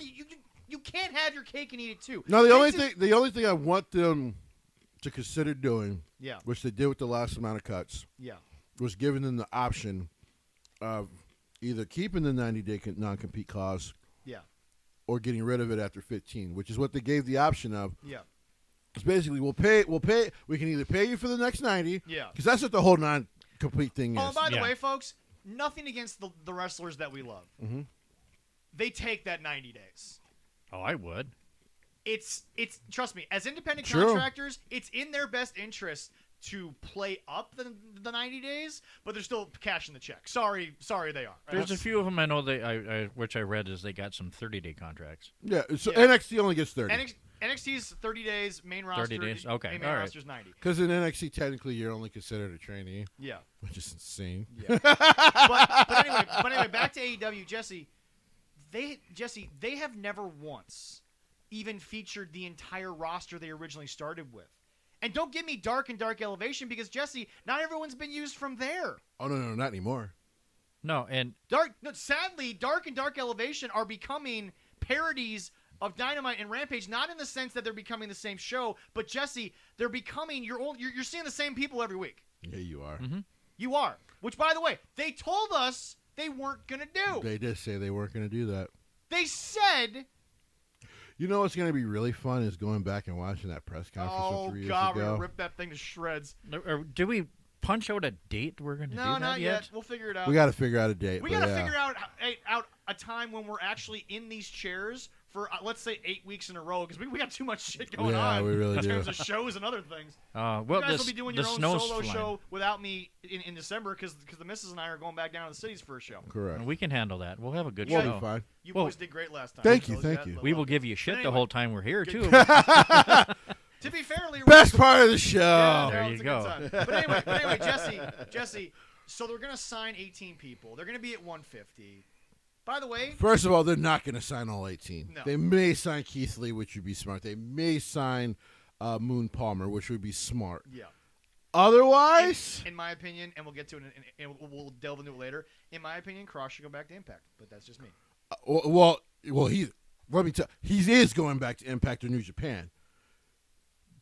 What the fuck would they? You think they would do better with? You think Tony Khan would know what to do with Karrion Cross? Well, No. he'll You go think? back- Hold he'll on. go back to Killer Cross. Let me rephrase this. Do you think the Elite will allow Killer Cross to be anything but a second match that no one gives a shit about? No. Like Tony does not need we to give sign you credit anybody. For quote unquote taking away the power. You're still listening, asshole. And I'm calling you that because even Eric has sat there and said, "Yeah, he's been a little talky."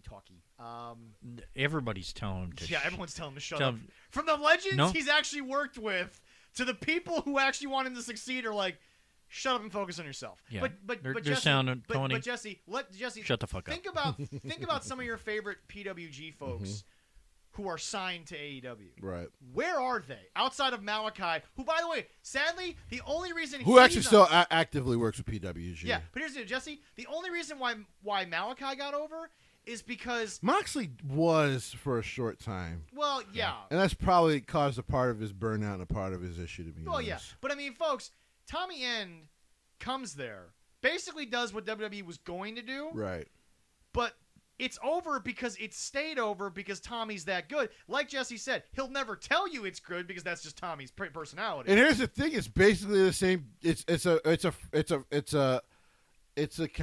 a Turn to 11 it's version. an alternative version of the father thing he was getting ready to do in WWE. Yeah, Yeah. yeah. It's the same damn gimmick. But I mean, Jesse. While the music is good, it's not better than what WWE came up with him with going to find a death metal band to do his music.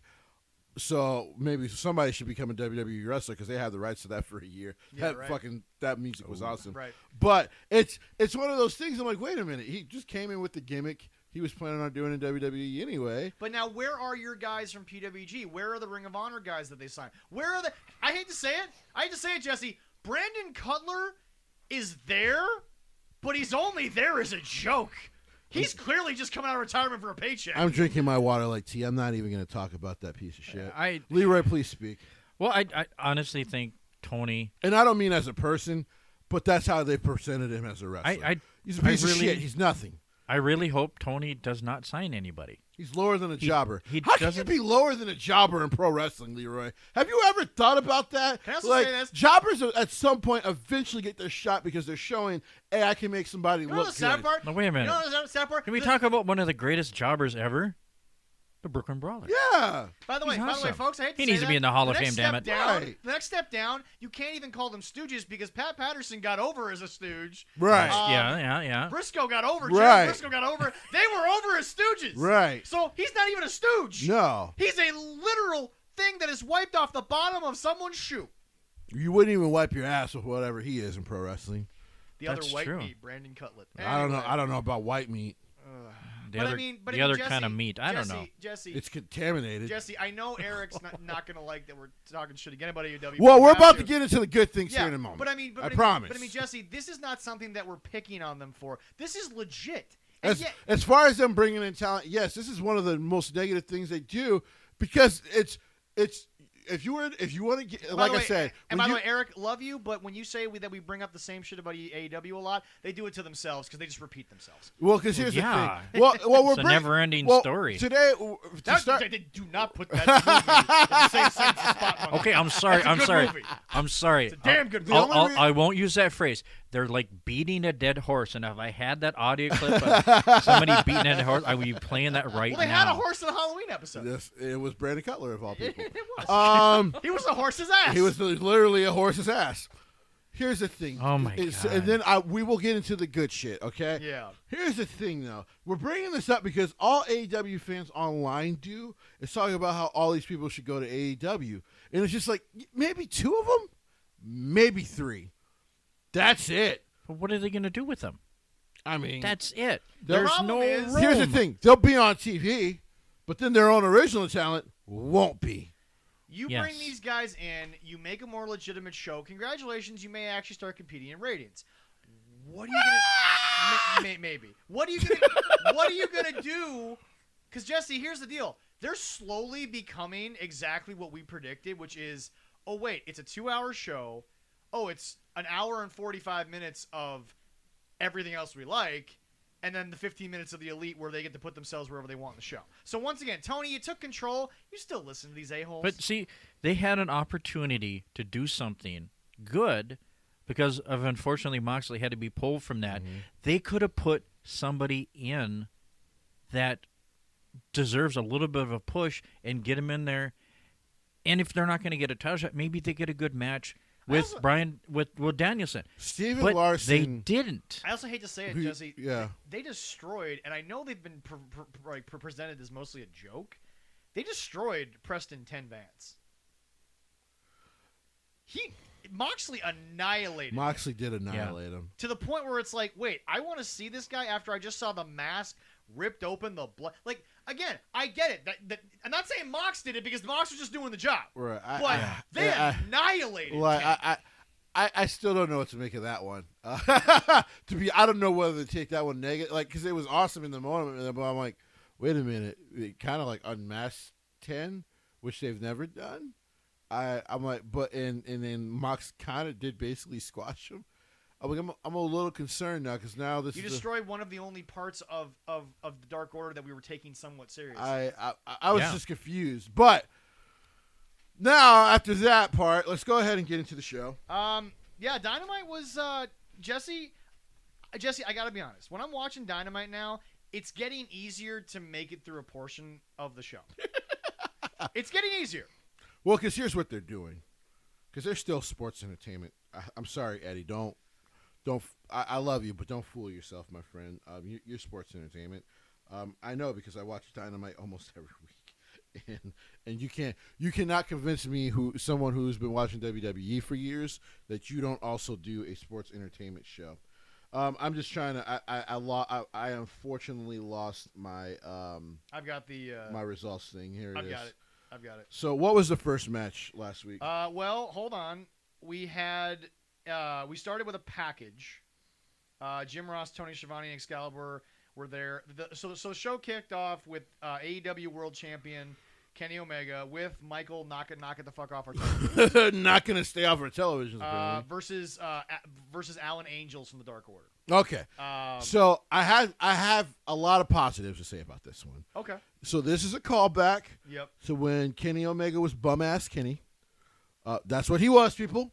He decided to come into a company where he probably should have been the first world heavyweight champion and legitimize himself first because in that case it would have been okay with him to be a little selfish, okay? And he has a match where before Allen joined the Dark Order, when he was just kind of another guy they were bringing in. Yeah.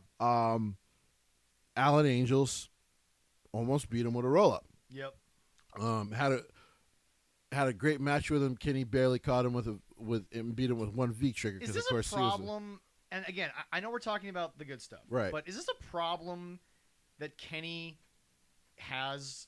Because Gato would have never allowed this match to look competitive. I don't mind, because what it does is it shows growth in Angels, and as a champion, one thing, like I said, to be fair though, to their fans, who is clearly the only ones that are going to watch this, right? He's Teflon. And here's the thing. I don't mind this because Roman kind of does a little bit of the same thing in a different way.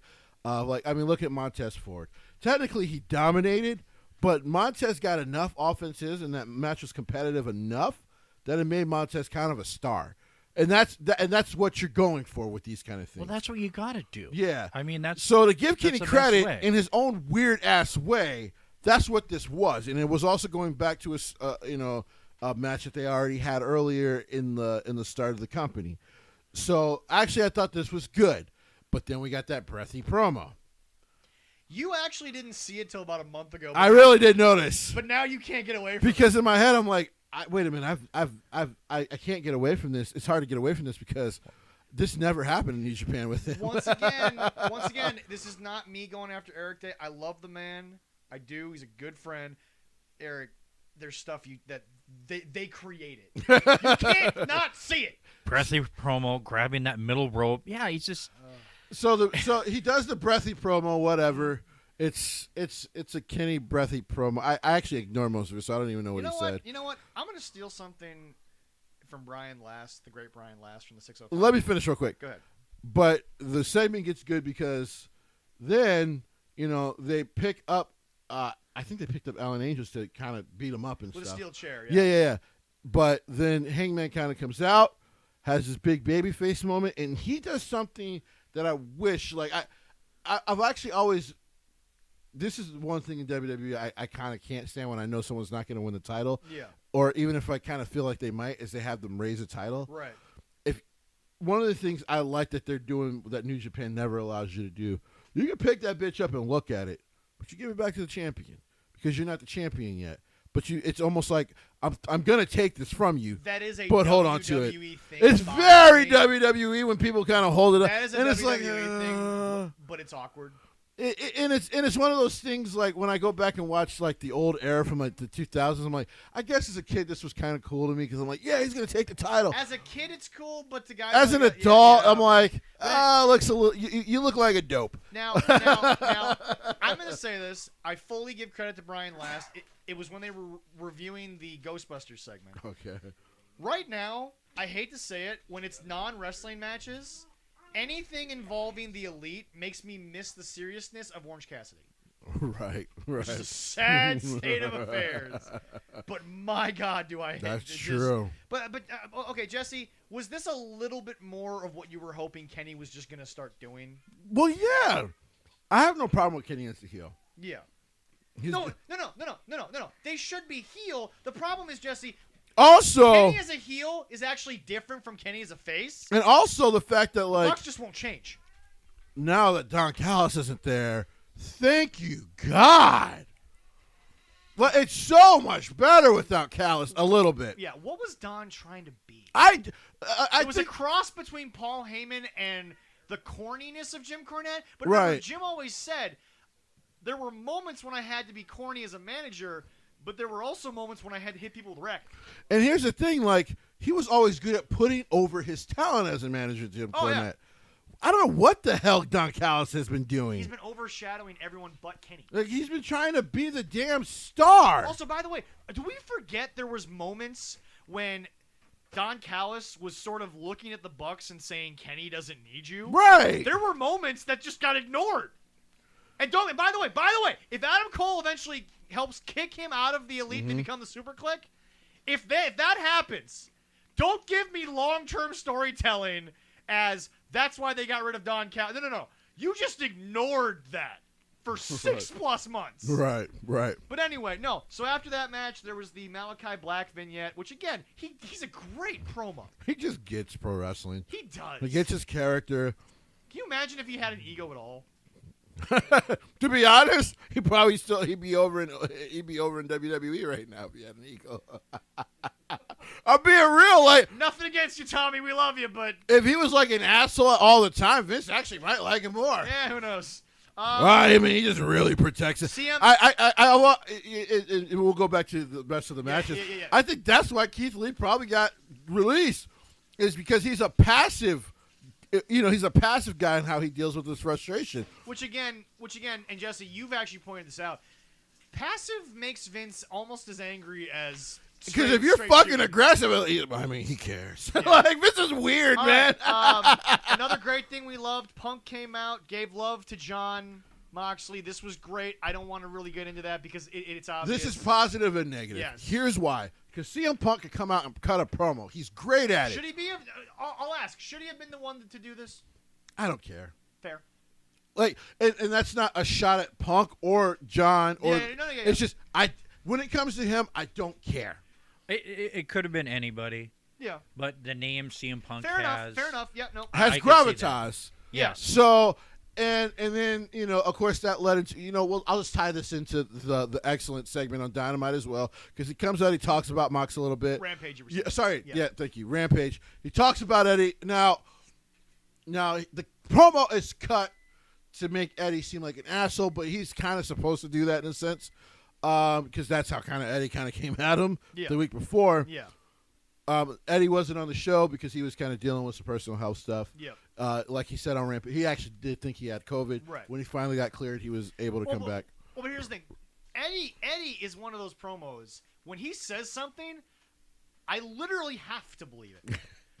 I literally have to. Eddie's my guy, so this kind of leads Except into. when he takes WWE shots because they're just so. Because as fucking Bubba Ray said, it gets stupid very quickly. Yes. Because then people can. It's very easy to go like. With Punk, it works because of his history. Right. Eddie doesn't have a history of being hurt as a job guy. No. So he was never an employee. And then in Impact. Well, he's bitter because of the way he was, the short time he was there and how he was cut.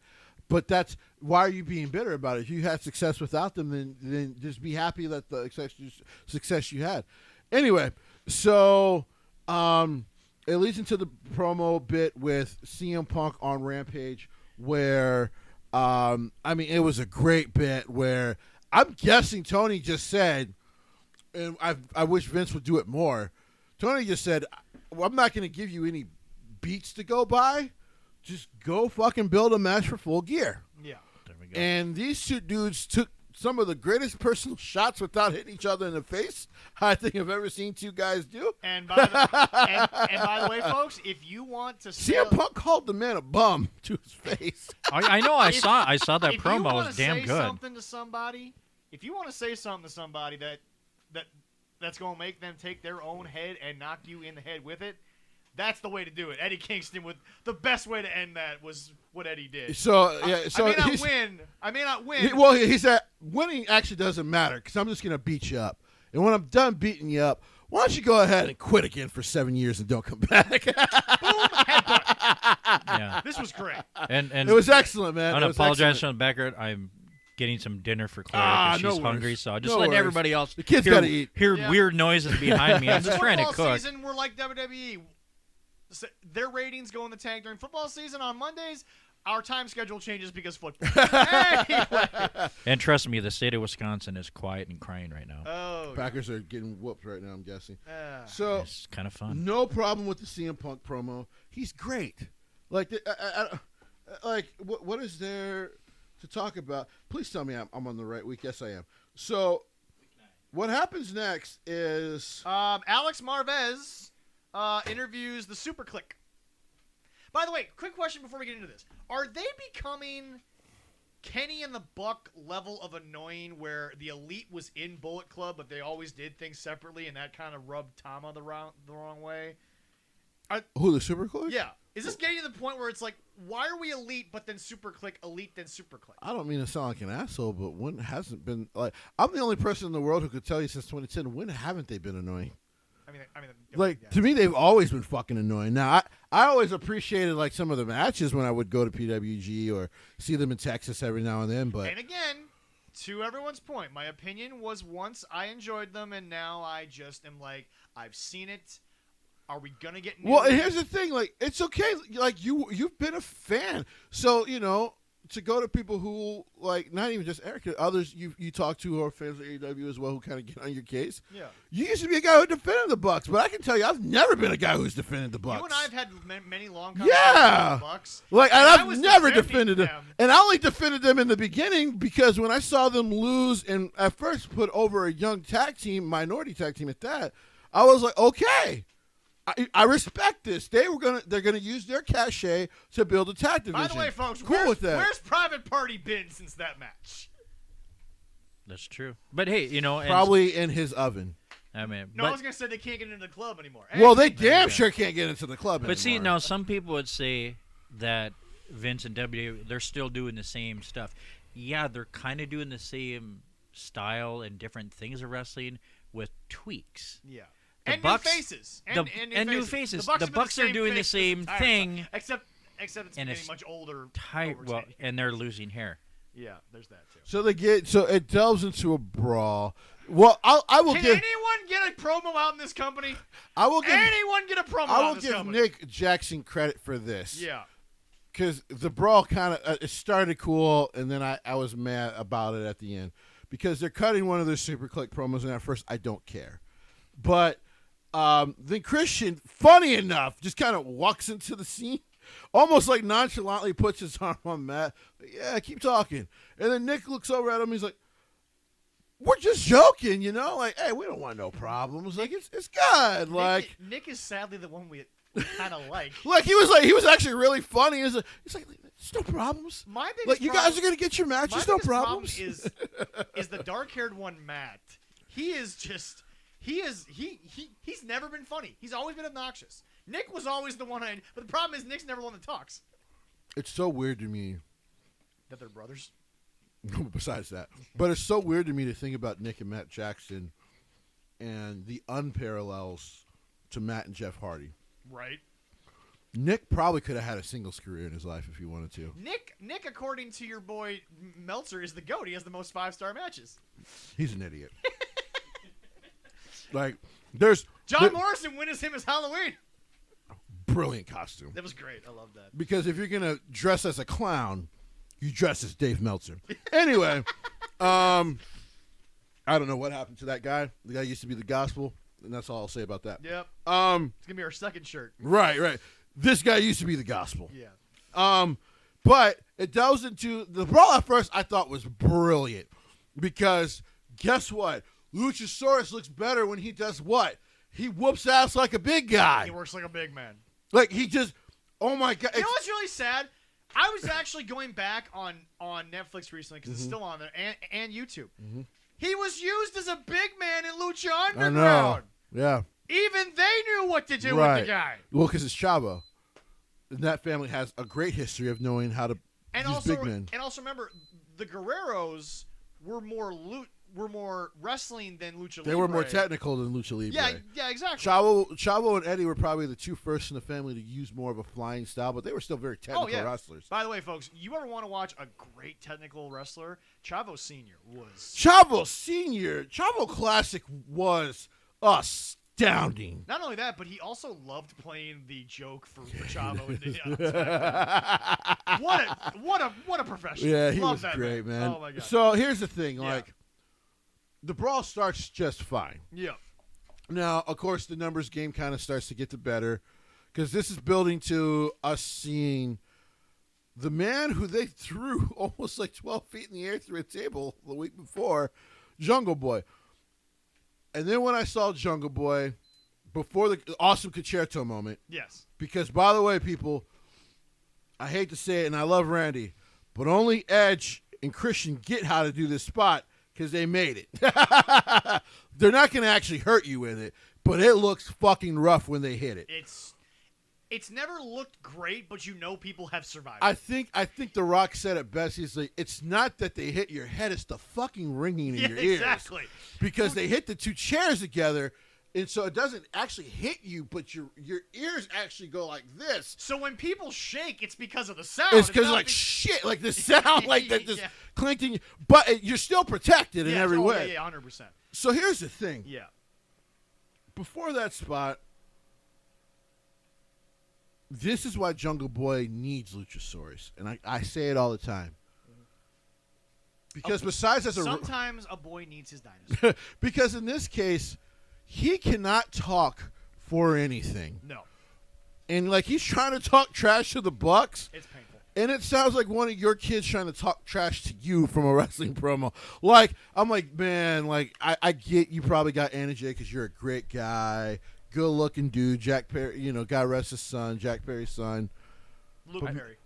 Luke Perry. I think Eben probably could cut a pretty good promo. But Jack Perry cannot cut a promo to save his fucking life. And they're not helping him. And they don't help him for shit. Because I want to make something clear. Where is I can see NXT 2.0 where Sean's influence is. Right. Where Sean is teaching them about the right. talk. I've watched it. Right. One of their current releases who just got called to the main roster, I saw some growth in her. Right. She still had a really bad wrestling match, but there was growth. But I don't see where is the Jerry Lynn? Right. Where is the Dustin Rhodes? Where are the people that know? Not you, Cody. You can't cut a promo. Everything's scripted for you. Don't get me started on Where's the Vicky Guerrero? Where oh my God, you can cut a promo. Though I am going to give Cody a lot of compliments today. Okay, good. Really? His reality show is done, so we can compliment him now. We're good. But not for his promo cutting. That's for sure. No. But yeah, so. The ending spot is excellent because you get the moment of the concerto, kind of almost makes the crowd remember. Oh yeah, Christian when he wants to be is an evil bastard. Well, yeah, yes. Like him and Edge would do like the most devilish fucking things, and sometimes you forget about because that they were such a good comedy act. They right. People were like, oh man, they were a comedy act. I'm like, dude. They gave people concussions, knee injuries. They were dicks. They were assholes, man. They were bad people. They were not good Canadian kids. We moved on from that. Jesse, but at least they gave us some good, flash moments for flash photography. Well, listen, the 10 seconds of flash photography was a phenomenal segment. Jesse, it is now time for the AAA Tag Team Open Challenge, which, by the way, fuck you, Internet. This was not an open challenge because you announced who the hell it was to begin with. You literally announced their opponents 2 days before the match happened. It's like if you're going to keep it as an open match, don't say who it is. Right. I did enjoy who was Right. I thought that was great. Cares that much anymore about surprises because they've realized that they ain't going to get much more out of the show? Probably not. But... Folks, I said I did enjoy who they had. Once again, I'm going to give Tony a lot of credit for this relationship, which he treated better than he did the Impact relationship. There was a relationship with Impact? Right. Well, it didn't help our show. Tony looking at Impact, you might be. And the damn sure didn't help Impact. No. So here's the thing: you got Aerostar on your show. That's huge. Oh, yes. Oh, yeah. One of the biggest stars in Spanish wrestling. And, to be honest, and in the UK. No. One of the biggest stars in Spanish and United Kingdom wrestling is Aerostar. And you got Del Sol back on American TV. Yeah. Huge. He was never bitter when he left. I think he realized that there was a ceiling for him in WWE. All three of them understood, which is why when they got released, they were happy. Yeah. Is that they were like, if we're not in a tag team, they're not going to really use us. Yeah. That is a failure on WWE. To be fair, but that is true. Kalisto winning the U.S. title and I think the Intercontinental as well. Yeah.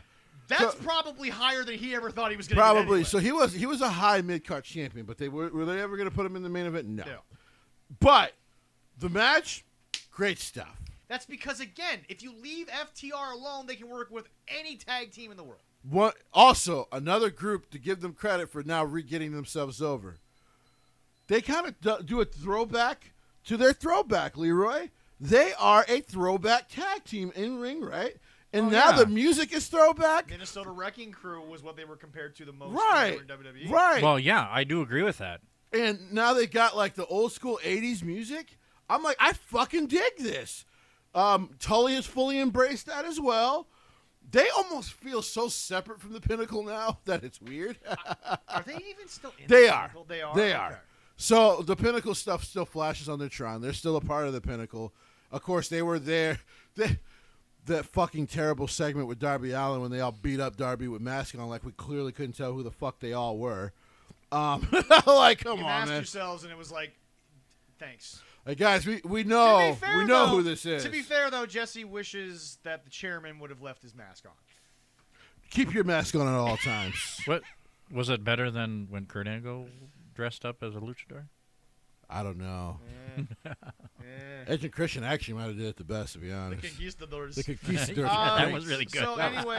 So anyway, great Wait. match. Excellent match. Now, I'm actually going to get on some people here. Yeah. Bleacher Report, I believe Tempest, and a lot of people. Do we want to talk about her anymore? No, I don't want to talk about Tempest. Okay, right. But they gave the match like. Isn't Tempest a guy? He is. Okay. He's being funny. That's fair. That's fair. But Because like he had no balls when he was doing that one review, you know. I he was kind of going. But at when that. you give it a 2.5 out of 5, I get concerned about what you know about wrestling. This is actually a great wrestling match. Can I also point this out? If it's a tag match, I hate to say it, I think the bar starts at 3 with FTR. They're incredible. Oh yeah, I totally agree with that. The match starts at 3 stars because they're in it. Just because the Bucks tried to actively bury them does not mean. For 29 minutes. Okay. God, that was painful. Okay, we put it at 3 with FTR, and then they put the Bucks in it. Well, that drops it by a half. And then they gotta and bring it somehow up. in that match they got it to a 5. Yeah. And then the longer that match went on, you're like, Just end it. End it.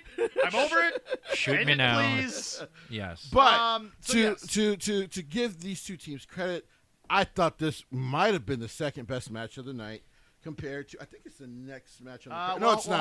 Hold on. We're go not for done. it. We basically had the situation where And this is also a build up to the fact that they will get an AEW tag team Yes. title match at Full Gear against the Lucha Bros, which will be an incredible match. Not gonna be a 4-star they match, played probably. That's gonna I be think great. So. Yep. They played a clip from last week, Shido getting her 50th match plaque. Mm-hmm. Nyla Rose came out and began to mock Shida. They're going one-on-one in the TBS Yeah. title tournament. Yep. After that, it was the A lot of history there, so I found yeah. that interesting. Yeah. They sadly see Vince will book a tournament, but he books a tournament knowing that he's got to have something between the two competitors. Very rarely does he do heel versus heel or face versus face, and if he does, he finds a way to make you cheer for that heel or face for one night. Right, He right. figures it out. Right. Then we had the Inner Circle came out to reveal the 5 members of Dan Lambert's American Top Team. This is gonna suck in ways the fact this better open the pay-per-view because we're going to have 4 hours to forget about this. Because I'm sorry, Jim Cornette's 100% right. You're using shoot fighters as wrestlers. At least Vince tried to use Cain Velasquez as a shoot fighter. Well, here's the thing. Oh, that the Minneapolis street fight? Is that what we're I talking think about so. that one? Yeah, I think so. That's what the Inner Here's the Circle thing, though, with and... Cain Oh, yeah, Velasquez. yeah, it is. The Minnesota street fighter. Here's the thing with Cain No, Velasquez, it's though. just considered Minneapolis. They were actually It's wrong to Minnesota. do that Oh, really? because Cain Velasquez had been working as a pro wrestler for 3 years. Which I agree, but remember that was in Mexico. But like I said, but that should be fair to Cain Velasquez and how he was treated. So when this match was first announced, my first thought was, me and Zach, unfortunately, are going to agree, and people are going to hate us. This is going to suck ass. This is going to be so This is- bad. If Besides the fact that when like Big Jake Hager gets in there with the former champion, that'll Yeah. be good. But otherwise, this is going to suck ass. This is legitimately going to be a throwaway. And I feel bad for guys Like Sammy Guevara. like Sammy Guevara and the former LAX because they're going to have to find a way to make this fucking work. Those 3 guys should have asked out of this after the Pinnacle situation. They should have. If anything, Sammy should have just gone on what momentum he had. Like Now I he's said, dead. get away from Jericho. Please. Please get away Sammy, from Jericho. we love you. Please. Get away from Jericho. You know what's interesting? I'll have to say this because you might Jesse, chuckle this about is this. the opposite of New Japan booking. Oh, But no. you know go what? for it, Leroy. You know what? If this was later on in the year and they're using a Minneapolis or Minnesota street fight, they could use the snow they use for Sting for that because it would work. Right. That's Yeah. But Right. Jesse, Right. Jesse, you talked about Gato using the factions, but also letting guys do their own thing. Right. This is the opposite. The aura that is the inner circle will not allow them to go to the outer rim. No, the asshole that is Chris Jericho will not allow his faction to be apart for more than apparently 2 months. He's the inner rim, of his bunghole. Here's the deal. Everything about this, they have not had, and I'm serious, they have not had one redeemable moment, promo, match, anything in this whole program. Nothing about this is worth watching. It's not. It's so poorly. The best part about it's been Paige Van Zandt because hello, mama. And then I got mad at Hold on, Jericho. sorry, hold on. Sorry. Hello, nurse. There you go. Moving on. I actually got mad at Jericho. Like nurses. Right? I got mad at Jericho where people gave him credit because I'm like, What credit? fuck you. What credit? So she made the thing of, I'm a legitimate fighter. I'll take all 5 of you guys all on at once. She laid up the joke for you. Take it. Yep. As The Rock once said, I mean, if you're just going to put the joke there. Even Vince would have said, you got to do this. Like, you got to do this. If she's going to just put the joke there, make the joke. We might get some bad press for right. it, do it. But make the damn joke. That's the fun he part. gave Roman the missionary line. They had to cut it later, but Roman... See, that is the time I look at the 2 guys next to me and the 2 guys next to me. I'd be like, boys, are you ready? I mean, what else can you say to that? That is a scenario where even Jim Cornette would probably agree with you. It's time to get comedic and just take what's been given. I will be interested to hear what he and a few others had to say about this match. About that promo. Yeah. Because you got to, like, even Jim, I think, would be like, in this case, take the heat and just take the fucking joke. She laid it up. And he came back with something so lame. Yeah. And I'm like, because it was like an OnlyFans joke he made. And I'm like, that sucked. But Yeah. I have a lot of female friends. Yeah. All I'm saying, if she goes, I can take all 5 of you guys on at once. I'm taking that joke. My favorite line, you threw me a softball and gave me a tree trunk for a baseball bat. That bitch is going to the moon. That is gone.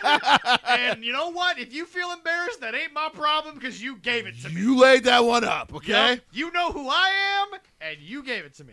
But All besides that, this promo was stupid. It went too long.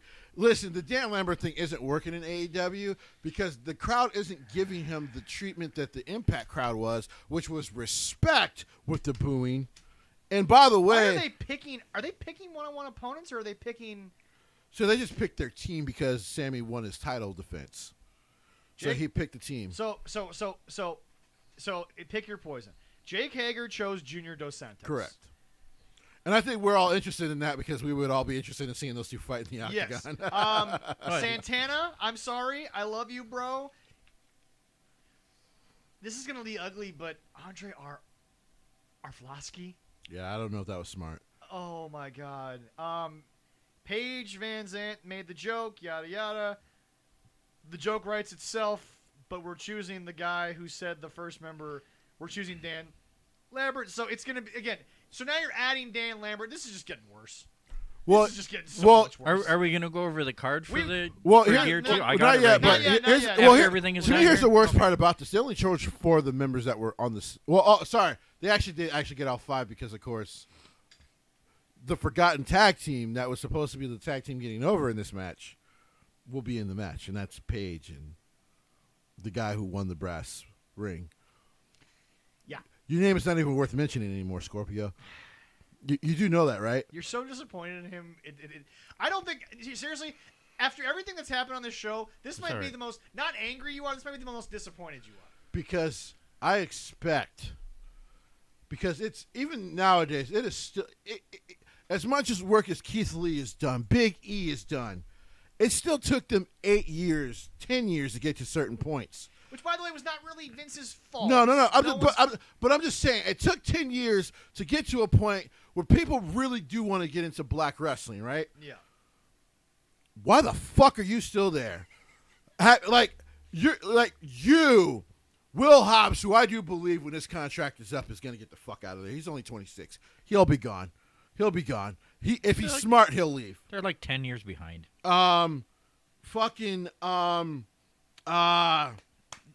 I mean, your boy Dante, I think, is mostly getting over because that fan base has always probably been into him. Yeah. Which is great because otherwise, I don't know where the fuck he would be. Well, yeah, and as Cornette, and I didn't get what the fuck are they doing with one of the best black women wrestlers on the planet? Oh, nothing. Like Is Big Swole even on the roster? She is, and she shouldn't be. She should leave. She should go join her husband because at least in WWE, as good as she is, she will get shine. By the way, she should go to Impact and go out. get shine. Time out. For people that say we can't change our opinions unless it's been like a couple of years, you actually flipped on Cedric going to AEW to join her. You're now on her to join Cedric. Yes. Because Cedric, by the way, is back to being used where he should be. Right. As a heel, which, by the way, you did say he was that in PWG. Yeah, he was. He was a heel. Yeah. Man, he gave Candice watch the Candice thing. I love it. Even Allison saw the Candice thing and was like, "Oh God!" I gotta send you that video of him and Candice wrestling, and then him hitting the finisher on Candice. Yeah, it's rough to watch. It hurts. Dude. Like you'd be like, "Oh shit!" But Jesse, honestly, I wouldn't treat a lady like that in bed either. Not like that. Not that rough. No. Well, unless she liked it that way. No. Jesse, I don't know. Jesse, people have to understand. This is a podcast. Yeah. I visually have to watch you get angry. It's funny. Oh my God. But it's just as painful for me to see how disappointed you are. Because he's so good. Yeah. Why isn't he in the main title picture?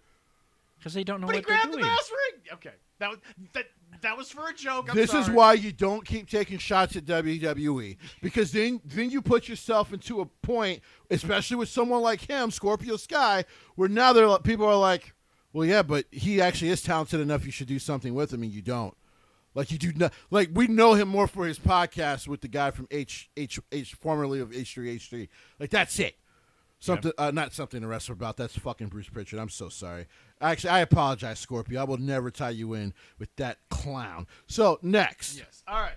So we had a backstage segment where Matt Sydal challenged Dante Martin and Leo Rush, his Matt's new partner, Lee Majority. I have Lee Moriarty. Moriarty. I apologize. One, I have no Are we problems. allowed to say Moriarty is a Sherlock Holmes thing. Yeah. Copyrighted. Okay. No, yeah, he can still call himself Moriarty. All right, cool. Two big ups on this. The big one is Lee Moriarty getting more shine. He deserves it. Tony Khan and these guys all the credit in the world for seeing the kind of talent he is. Leo doing exactly what even Jim Cornette said he could have been, which was $1 million manager. Right. Let Leo speak, Right. but don't let him wrestle because he'll retire 2 weeks later. I mean, he got the whole Lashley thing over, Lashley pointing at his butt thing over. Like we got that. That was over. Don't act like that was funny. That was over. he got it over. Anna Jay took on Jamie Hayter. Great match. Yep. Jamie Hayter, though, let me say this, does not belong in AEW as a wrestler. Let me clarify to everyone, because I'm not hating on Jamie Hayter. She works a very specific style. It is the British strong style. She's great at it. She damn near decapitated Anna Jay in this match. She looks so green in an AEW ring. Yeah. She should get out. Because she does, unless she can find a way to tweak her shit,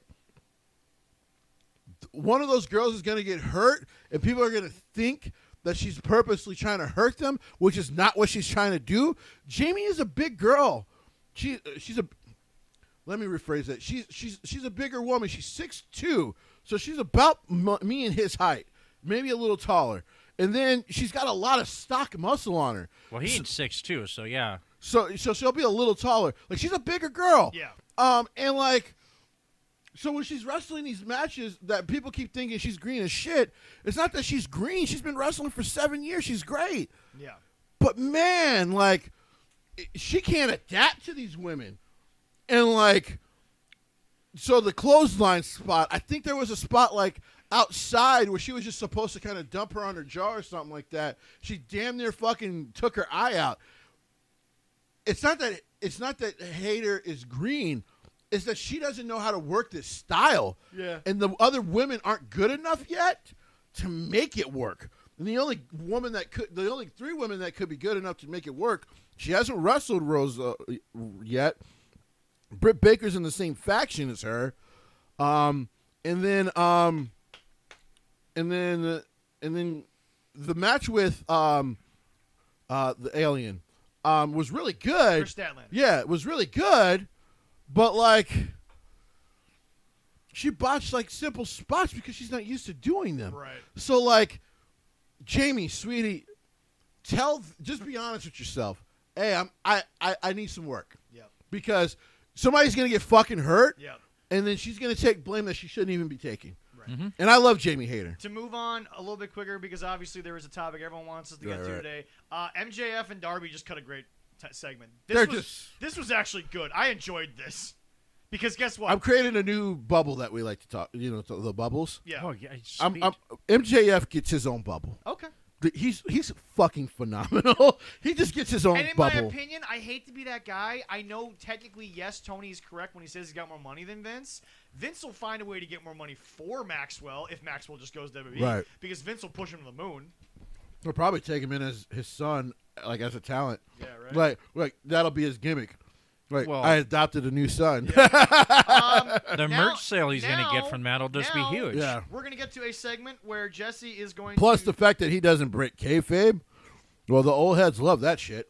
All right, so the next match, Jesse, I know you enjoyed it. Let's not get too deep into it, but you enjoyed Cody versus Andre. I thought this was one of the best matches Cody has had in AEW. And he's had a lot of good ones. This was phenomenal. And it also kind of like goes back to the fact of how good Andrade really is. And yes, it's undisputable that WWE blew it with him. Not even disputable. Nope. But giving him his release and allowing him to just go work in Mexico and in AEW is a smart thing for him. The only thing he's done wrong is letting Kenny keep the Triple H. Right. Have some balls, bro. Yeah. But otherwise, yeah. Because I don't think people realize he runs Mexico down there. I mean, like, he's the man down there. People forget him. Rush, not Leo Rush, but Rush, yeah. From ROH. Yeah. I forget the other guy, and then Naito. Bandito? Was he Bandito? No. I don't think Bandito was in that group, but okay. Los Ignobrables. Los Ingobernables. Thank you. You say it better than I do. I always screw it up. I'm sorry, guys. Are probably the DX size faction in Mexico. They are that beloved. And he was the star of that. And Naito actually, I mean, like, they're so over. Naito got that over in Japan. Yeah. Tranquilo is over in Japan. Yeah. So, and by the way, they were a heel group. But, of course, we have to have a placenta because, it's Cody and Brandy hasn't eaten it yet. But anyway, Brandy gave us an actual placenta, so now we have to go with it. Sorry, folks. Once again, you give us the material. Tree trunk with a softball. We got it. It was just the fact that you mentioned that because you've been forced to watch the show because we won. I feel bad for you. I'm sorry. Yeah. It's the one thing we forced him to do that now I feel bad for. You know what, folks? And Jesse's going to give me praise one more time. The only thing that's going to make this placenta palatable is Haitian heat hot sauce. There we go. Yes, very good at the true. transitions. Throw that in there. Once again, Al Sands, Haitian heat hot sauce, barbecue sauce is fun. Yes. That's some good shit. I believe he said they actually naturally make it from the hickory. Yep. With other natural ingredients in it. Jesse, I'm gonna have to go shopping. Yes. Jesse, I am a foodie. Mm-hmm. I specialize not because I wear New Balance, but because I actually love it. I specialize in true barbecue knowledge. Yeah. Folks, barbecue is much different than cooking. Right. Barbecue is a science. Right. Whereas cooking is more. If there's too much salt, you add water or sugar. If there's not enough salt, you add salt. Cooks can't be barbecue guys. Right. Okay? They That can't. is so true, yes. Barbecue pit masters. They're so protective of what they do. Right. Barbecue has very strict rules. Mm-hmm. Folks, fall off the bone will not win you a barbecue trophy. No. That's not how that works. Right. It might be good for a restaurant. Right. It ain't good for the circuit. Right. But let me tell you something. Al treats that barbecue sauce as if he is a pit legend type. Mm-hmm. That barbecue sauce could get over with anybody. It's really good. It has such a tang to it for being all natural that True barbecue sauce doesn't just give you quote barbecue flavor. Right. It takes you on multiple flavors. it's almost like a sweetness to it, and that sweetness it waters your mouth so much that's why you usually enjoy eating barbecue. The highlight of this partnership is when Al comes into Quick Trip and then leaves after dropping me off a row of those sauces. That is the highlight of this partnership. I definitely have to get myself, because I was lucky enough to be in Texas and get barbecue ribs for my former brother-in-law, and he had 4 different rubs. Wow. In Texas. Wow. That's the way you do it, because Texas and barbecue in Texas is awesome. Al puts love, effort, time Yes, into he everything does. he does. And, folks, I want to tell you something else. Hot sauce and barbecue sauce, they are actually 2 very different things. Yes, they are. And they have mastered both of them in Yes, Haitian they Heat. have. Oh, he so has. We are always in love And he with uses that. natural ingredients, so it's actually good for you. Yes, you're exactly. getting things that are actually good for your body. So big Please, ups to yep. Al to Al Sands, and to not only Haitian Heat in all 6 sauces, which I still have, but the barbecue sauce Yes. as well.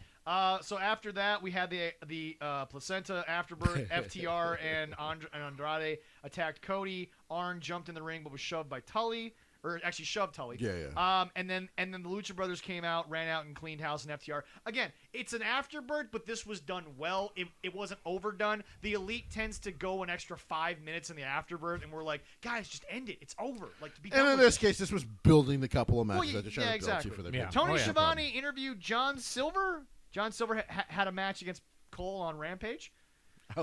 Listen, man, he'll never be a main eventer, unfortunately.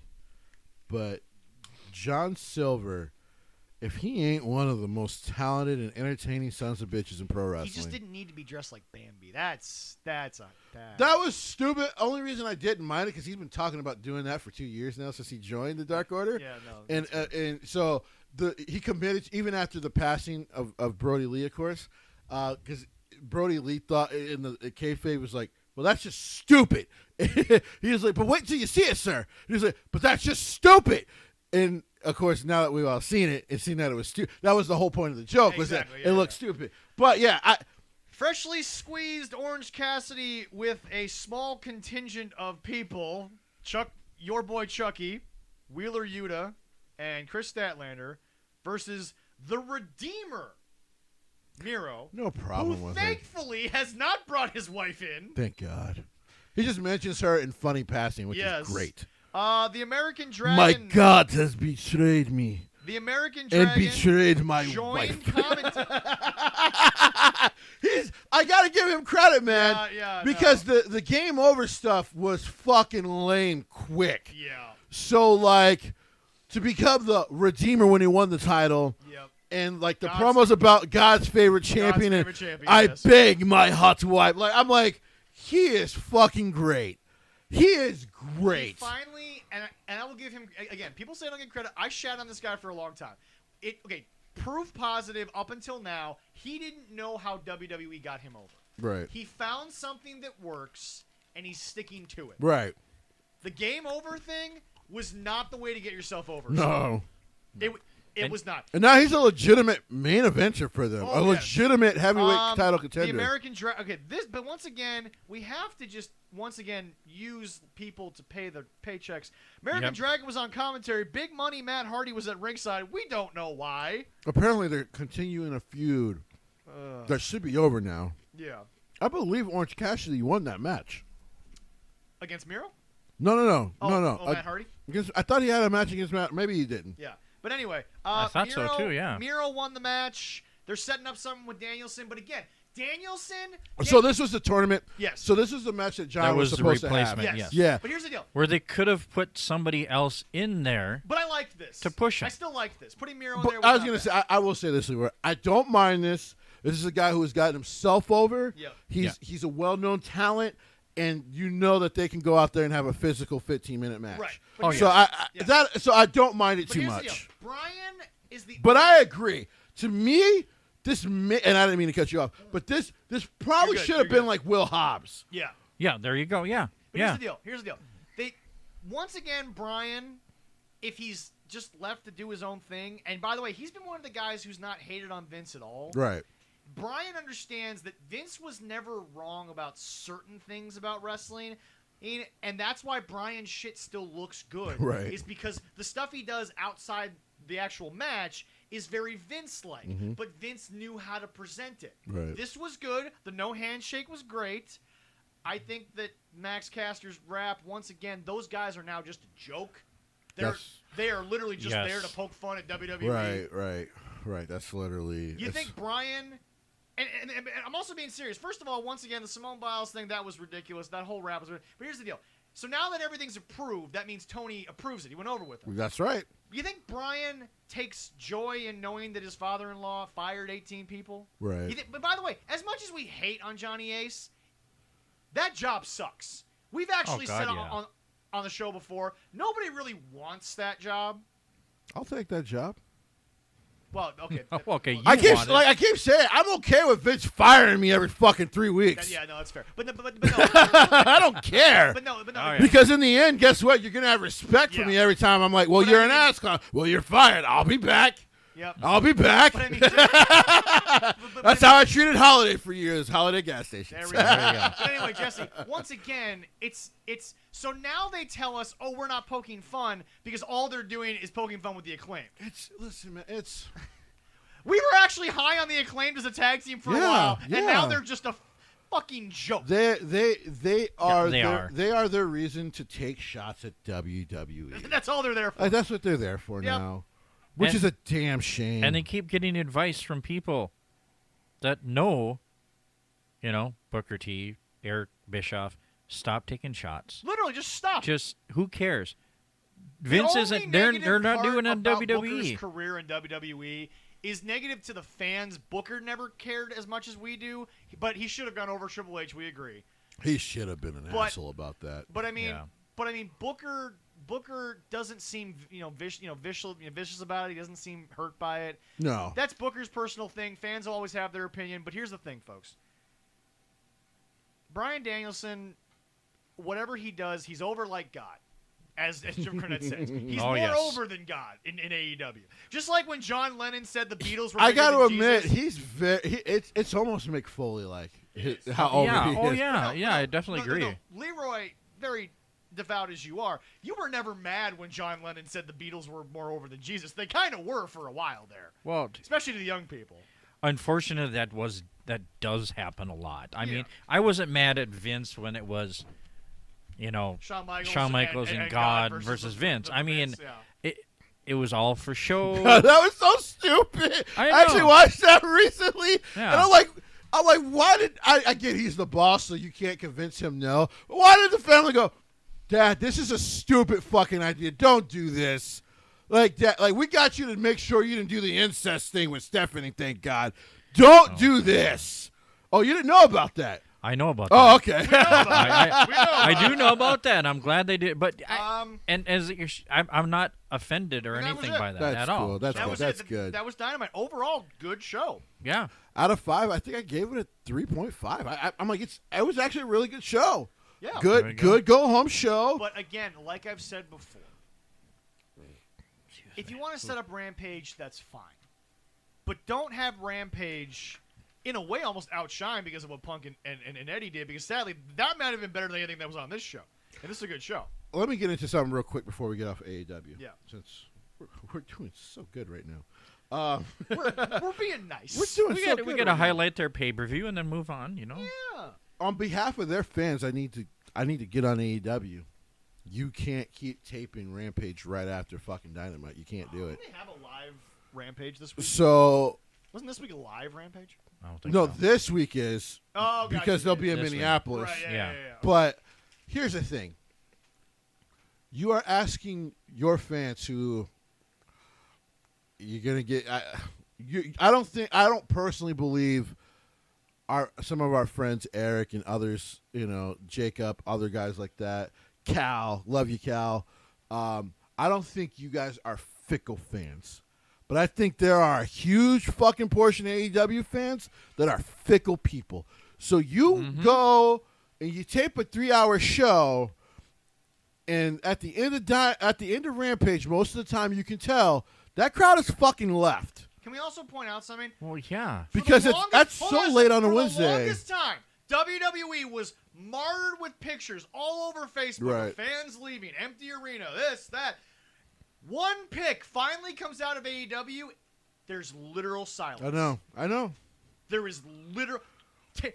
But the reports about this have been going on for months. Like, guys, like when you watch Rampage, by the main event's end, most of the stadiums are even like most of it's small college arenas for them. Right.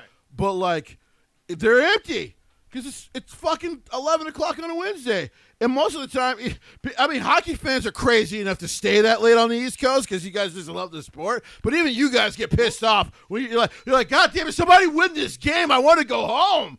But Leroy No. watched all 7 overtimes of the 1984 Bulldog game, and it still hurts. You know what really hurt? Watching the same thing with Duluth East, and that I watched the high school hockey, and that's hockey that fans, hurts. you're Oh my fucking God. insane. We are. If the Jets go in, when they used to do multiple overtimes, if the Jets would go into the second overtime, I'm like, fuck it, they lost. I'm going to bed. Like I'm not doing this. I was. Is it the high school? The high school Yeah. when that tournament goes on in March. I'm up to midnight, 1 o'clock watching. You're crazy. Because When Central made it, it's good. When Central used damn to make kids it are quite good. often. Yeah. But I remember being down in the cities for a game. It was 10 o'clock, and the Trojans were still playing. I literally looked at my girlfriend at the time. I said, "You let me know if they win. I don't give a. I love Kelly and my other friends on that ice rink right now. I don't love them enough to still be here. I'm going to bed. Fuck this. Like we have to make a 7 a.m. drive in the morning. I am going to bed. I'm going to the hotel room. If you want to get naked when you come in, fine. But I'm going to bed. Like I'm not. Like At least you're honest about what you said. for real. Like because to me, it was almost like going to SmackDown on a Tuesday. Like what I loved about that. What Vince did was, okay, I'm going to tape. At first, it was Velocity. Well, I'm going to tape it before SmackDown. I'm going to tape all the stuff before SmackDown. So when we start SmackDown, That's the biggest thing because again, Alice and I were just there. We had dark matches. Right. We're going to be at Raw, so they're going to tape main event. right, Vince gets that shit out of the way early, because the crowd is still into it. right, Main event is used to because here's the deal. When the crowd's filing in for that hour, the crowd will eventually look bigger Right. versus looking smaller. Right. That was the issue with 205 Live. yes. Which, again, sadly, Jesse said it, should have been watched way more because it was so And like I bad. said, the biggest issue, you can't throw it on right after SmackDown. Right. Put those guys on before SmackDown. but that's my gets the fans entertained. Yeah, but that's my point. That's what Tony has to realize. Of course, You got to put this on Yeah. when they're hyped, when they're ready. Because here's the deal. Vince, as I said when I got back, he is the master of one thing. It doesn't matter if you're Eric, if you're Cal, if you're Jacob, if you're Tony Khan. Right. It doesn't matter. If you're in a WWE arena, even if you're Tony Khan, you will get lost in it. He is the master Yeah. of making you enjoy that time. You might not have enjoyed when you leave and the adrenaline comes down. You'll start to pick apart what he did because that's just wrestling Right. fans. Oh, yeah. But whilst you're there, I think only nothing else matters. I think only once when we went to a show in Jersey when I lived in New York. Did we get to pay Metallica for that one? Right. no, Okay. it's not Enter Sandman. all right. Just checking. Only once when I went to a Raw show in Jersey did I notice that the show was bad as it was going on, because like there was a feeling in the crowd like, man, this is not good. But like once, like I went to a SmackDown when they did the Billy and Chuck wedding. I was Okay. there for that. All right. Oh, And that's- yeah. that was great. My man. uncle got really close seats. Fucking great show, man, because he used to work for the Target Center for a long time. Yeah. And actually, so if you go back and watch, you'll see me in the second row as the Undertaker's riding his bike. You see me going fucking nuts as a kid. I'm like 15 years old. I'm going crazy. Like As a grown man, I'd go crazy. seeing that. Undertaker, if he would have saw me, he would have probably had to punch me in my face to like not break kayfabe, because he'd be like, "Dude, why are you so into my character?" Because I'm like, "Yeah, fuck him up, take yeah." Like I was just so into Taker. But yeah, You loved the American. oh, I love as a teen, I love the American Badass, and then as an adult, I'm like, I was a stupid kid. I was a stupid kid. I enjoyed it. That. But yeah, so being that close, like you say, you get lost in the show. Like, and then I went back to watch the show later on in life, and I'm like, actually, the show is actually kind of like a meh show, besides a few segments. You know what I mean? But at the show, man, I was in it. I was hyped. But just like a PWG, I mean, well, listen, ECW was never boring. Like I can tell you guys from yeah. experience, if you back then you would go to an ECW show, even the pre-show matches he would have, Paul, were so entertaining that's why when they would come on air, you would see the crowd on air, they were already super hyped because you already just see some really cool shit. Like Paul was like, for the 2.5 hours you're here, Philly, I'm gonna give you some shit to see. But the problem with doing Rampage right after Dynamite is that you've already tried to burn your brightest shit on Dynamite. It's 9 o'clock Central Time. Right. They're mostly on the Eastern side. Because let's be honest, by the way, it's still weird they haven't gone West considering that's not as often, yeah. But yeah, no. They're on the East Coast. They're an hour ahead of us. Right. So what you're not understanding. So like the New York show, people were talking. So when Rampage came on, it was almost fucking midnight. Like at Arthur Ashe. That's way too late. That's way too late. You can do that in L.A., right? But not here. Because you can start a show in L.A. at 5 o'clock. So and then people are going to be there. When Raw came on at 8 o'clock Central Time and got done at 10 back when it was 2 hours, folks.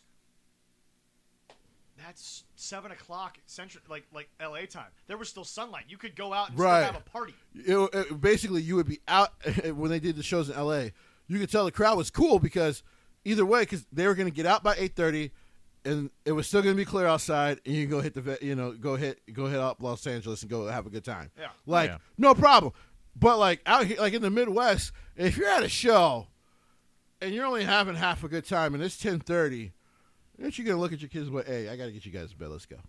Yeah. Oh yes, definitely would be. I'll look at him and be like, "Listen, man, your girl looks like I'll even if she doesn't look as tired as I'll be like, hey, your girl looks tired. We should probably get the fuck out of here." Like if my carpool one, just so I can get the fuck out of it because it's like it just feels late at that point. Oh no.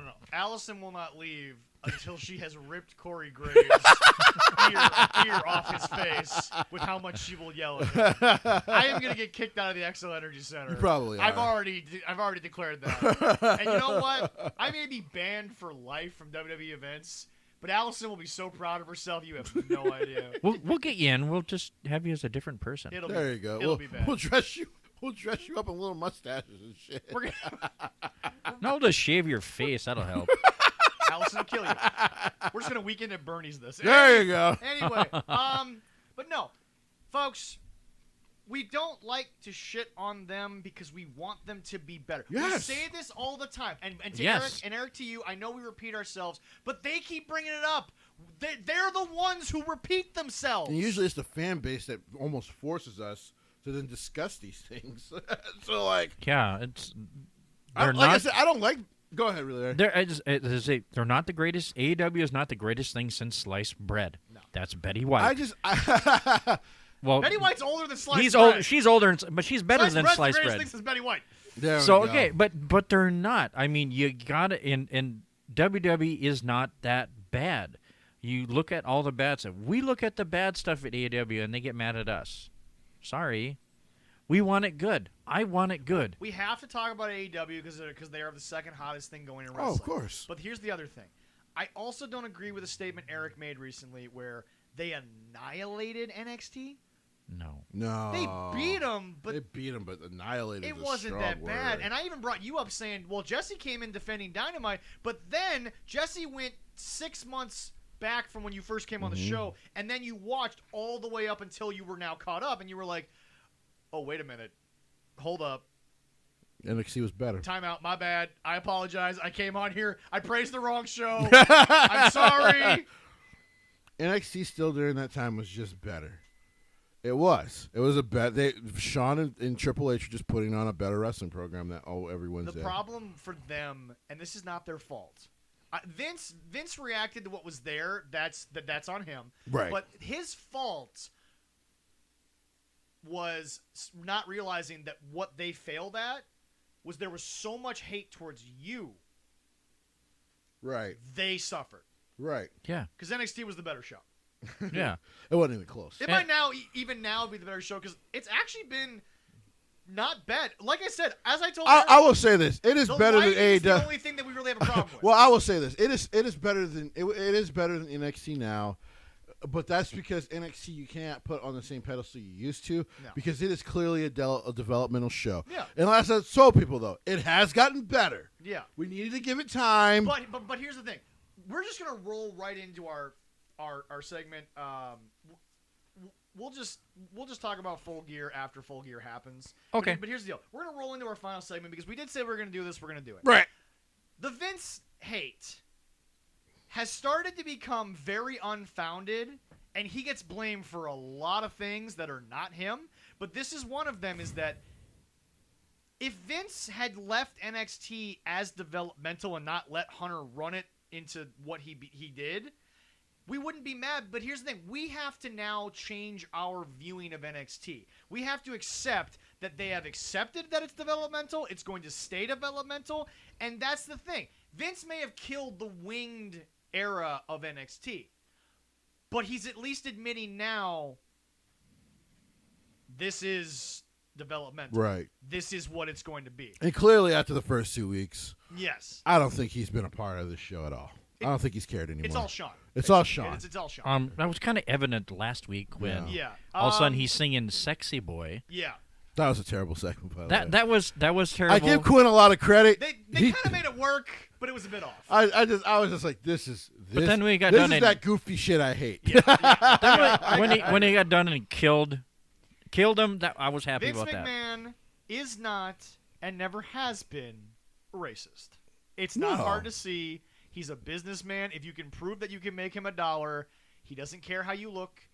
But Jesse, again, whether he pushed black wrestlers because of society, but Vince has always run his business societally. Probably. He's looked at Well, I what's been think going so. on societally. The problem is sometimes he's also taken too long because he's had big stars that have done so well. By the way, I'm clearly talking about Hulk Hogan here. That It was hard to get. Oh, let me tell you, brother. It was hard for Kofi. no, let me tell him, brother. It was hard to get Kofi over early because he came in with John Cena and Randy Orton being the hottest thing in wrestling. Well, the problem was the biggest problem when it came to that was the fact that because they were trying. I mean, they had him in segments with John Cena, of course, the feud with Randy Orton, well known. And letting one mistake kind of put a guy on the underneath of your card for that long. And I get it. And Randy has since apologized, but as I once said, and I tweeted to Randy, which I got a middle finger for in a response, but that's okay. I'll take it. I don't care. I expect that from him. From him, I expected it. Yep. Was that we can accept your apology, but what's done is done. You did that shit. Like, you can apologize now because maybe you regret it now, and you should have just got on the kid in the back and be like, you got to do fucking better than that because we both need to look good out here. Yeah. You handled that wrong. Yeah. And he's like, I was a high head. I'm like, no, that's cool. That's forgivable.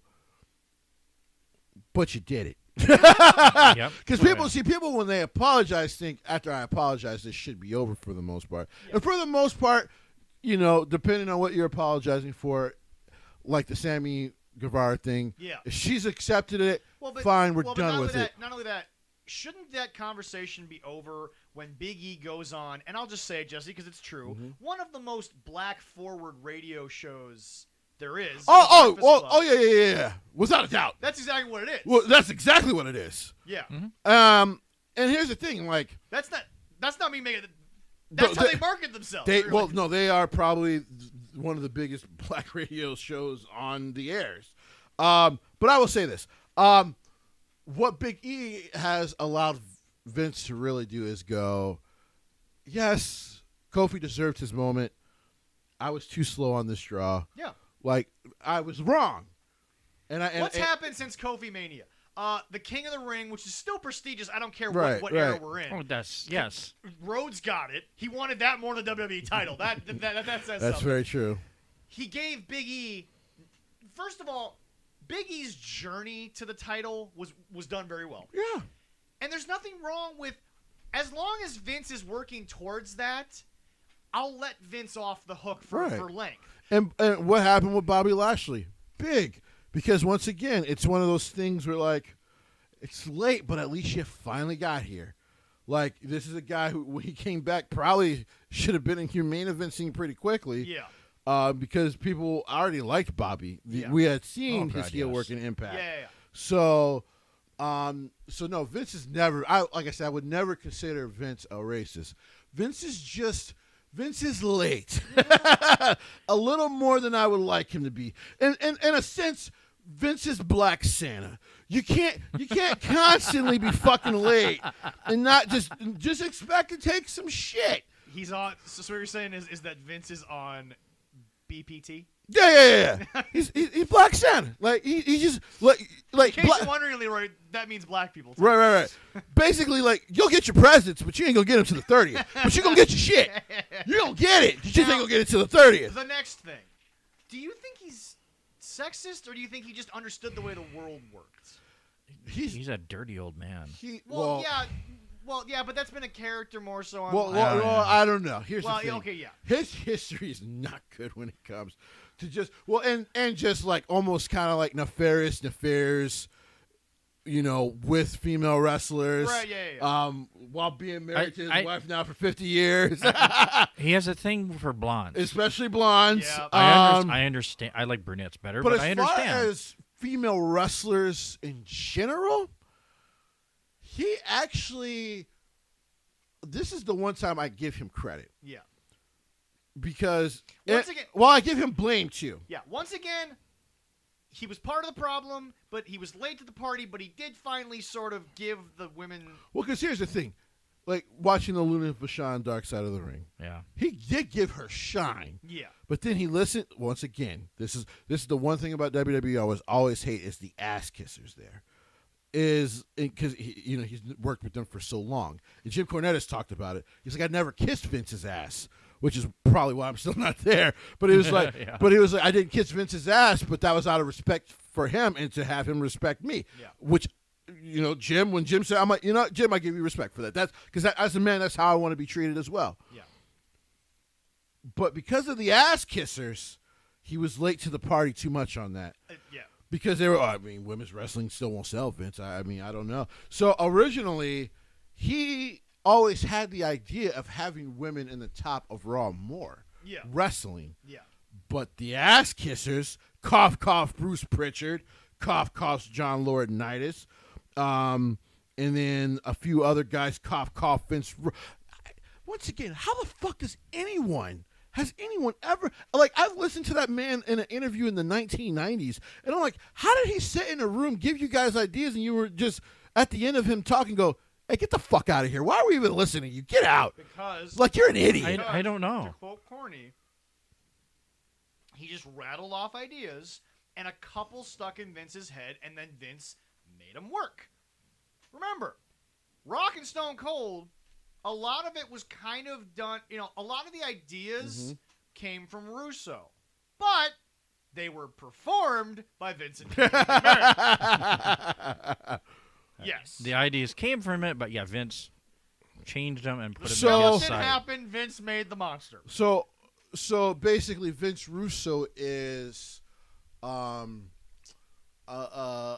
stupid villain from a movie. Yep. So like he's got decent ideas. Yeah. But when the things work, it's because other people implemented those ideas. Exactly. Okay. Because otherwise, he's a Riddler. Right. Because otherwise, I don't know how people would listen to him speak and not go, "You're an idiot. Get out of my face. Yeah. You're stupid." Well, but to be fair, Vince being Vince, and not because he's doing it intentionally, it's the way his mind works. Right. Vince is always thinking so far a mile a minute. I don't think he hears half what anyone says. Probably not. And the problem with Vince, like I said, one of the biggest problems with Vince is the ass kissers. Yeah. So. And you're right. He should shoulder blame for how long it took him to finally do that. Like I said, he will always shoulder blame for things like the women's wrestling, for black wrestling, because Ron Simmons was a WCW champion before he got there. But Jesse, the point of this segment is to. And I'm not hating on Vince. No, I'm just saying But he point gets of a this lot of segment- credit, Yeah, but and the point we of- should give him credit. Yeah, but the point of this segment is to not just give him credit for what everyone else. It's to understand that he shoulders blame more so because he had the power to change and didn't, not because he actually was these things. Right. That's the point of Right. Okay. Yeah. I agree. Because is he a sexist? No. Is like Lyris, is he a dirty old man? Absolutely. Yes. Um. But now, I'm a dirty old man. I know dirty old man. but now the biggest thing that's coming back around, and we are going to give blame, is the recent cuts. Yes. Yes, that was a short segment, but again, we pretty much determined no, he's not any of the things he's been No. He's a great businessman who is clearly misunderstood because he just has that mind that never stops working. And Vince hates sleep. That's been well documented. apparently Vince hates living life. Because like all he does, apparently, as his daughter, all he does is work. 75, and he's always at Titan Top. Like, dude. So recently, was it Stone Cold? It was a former really big star. Yeah. Who apparently was like, yeah. Well, the last time I talked to him, I told him it's time to retire. Like it's for your health. Yeah. And 2 for the future of the fucking company. Yeah. It's time, dude. Now, into the cuts. I'm going to say one thing before we get into the individual names, and we are getting to a point here where so we got a little time. Well, we got some time. We're doing good. Here's the deal. I want to make something very clear. Mm-hmm. We will get into the individual 18 this time because we have our individual feelings. Right. But let's just get this out of the way so we can focus on the individuals. Okay. This is them, as you and I talked about, admitting we signed too many people. Yes. We signed too many people. Yes. I get it. The age thing is something that is very debatable. It's what Jesse. Before you get into it, No. Go ahead. it's what he wants. I don't agree with it, but it's what he wants, and that's what happened. But the thing is that this is them admitting, for better or for worse, forget the reasoning why, they're admitting they signed too many people. They've cut 71 people in 2021 alone. They have 200. I about this. I think over 200 since 2020. But they have 207 people still on contract as wrestlers. True. So, okay, we'll get that out of the way. They're admitting they signed too many people. Also, to you fans, as we talked about in AEW, you can't have your cake and eat it too. You can't get mad that he cuts people just because Tony refuses to do it because he doesn't mind burning daddy's money. Right. Because again, there's 65 to 70 people that don't work at AEW. Right. They don't. But they get that massive paycheck. They do. And by the way, I agree with them. You'd be stupid to not take the Well, paycheck. I would never blame the wrestler. Jesse. Never. Jesse, let me just once again, if you say something out loud and it makes sense, then it makes sense. Right. This is my new motto in life. You say it out loud. Folks, I'm still working my 12 indie dates a month. And yet AEW is still giving me a paycheck bigger than those 12 indie dates. Like, you take that. You're not stupid. Right. All right. Right. Do you want me to run down some Before of the we ones get they to did? that, we're going to finish up. All right. Again, let's admit we were wrong. We're cutting a bunch of people. The majority of this list was doing nothing. And in my personal opinion, this list, even more so than the past lists, a lot of this list deserve to go somewhere else in general. That's just my opinion. And I will throw this on top of that before we get into the Yeah. names. The day and the way this was handled, fucking terribly. I agree. You do it on a call where you talk about how much money you made. Here's the thing. We're in a business now. We love doing this, Yes. but we are in a business together now. Yeah. If we were to ever hire on more people and we had to fire them, you know what I'm going to tell you guys to not do? Don't announce that we had to fire people the day we also announce how much money we've made. Oh, God, no. Looks Oh, yeah. fucking terrible. Which again, Yeah. and this is a weird thing to bring up, but it's kind of the same thing. It goes back to when Vince was on Stone Cold's podcast Right. and talked about when Phil got the papers. Right. I just think there's a big disconnect. Right. Now, was there some pettiness to it? Probably. Probably. But here's the deal.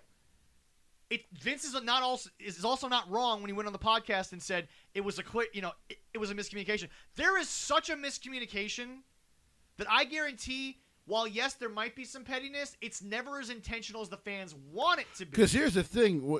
I always go back to the Mickie James situation. She brought up what was done to her.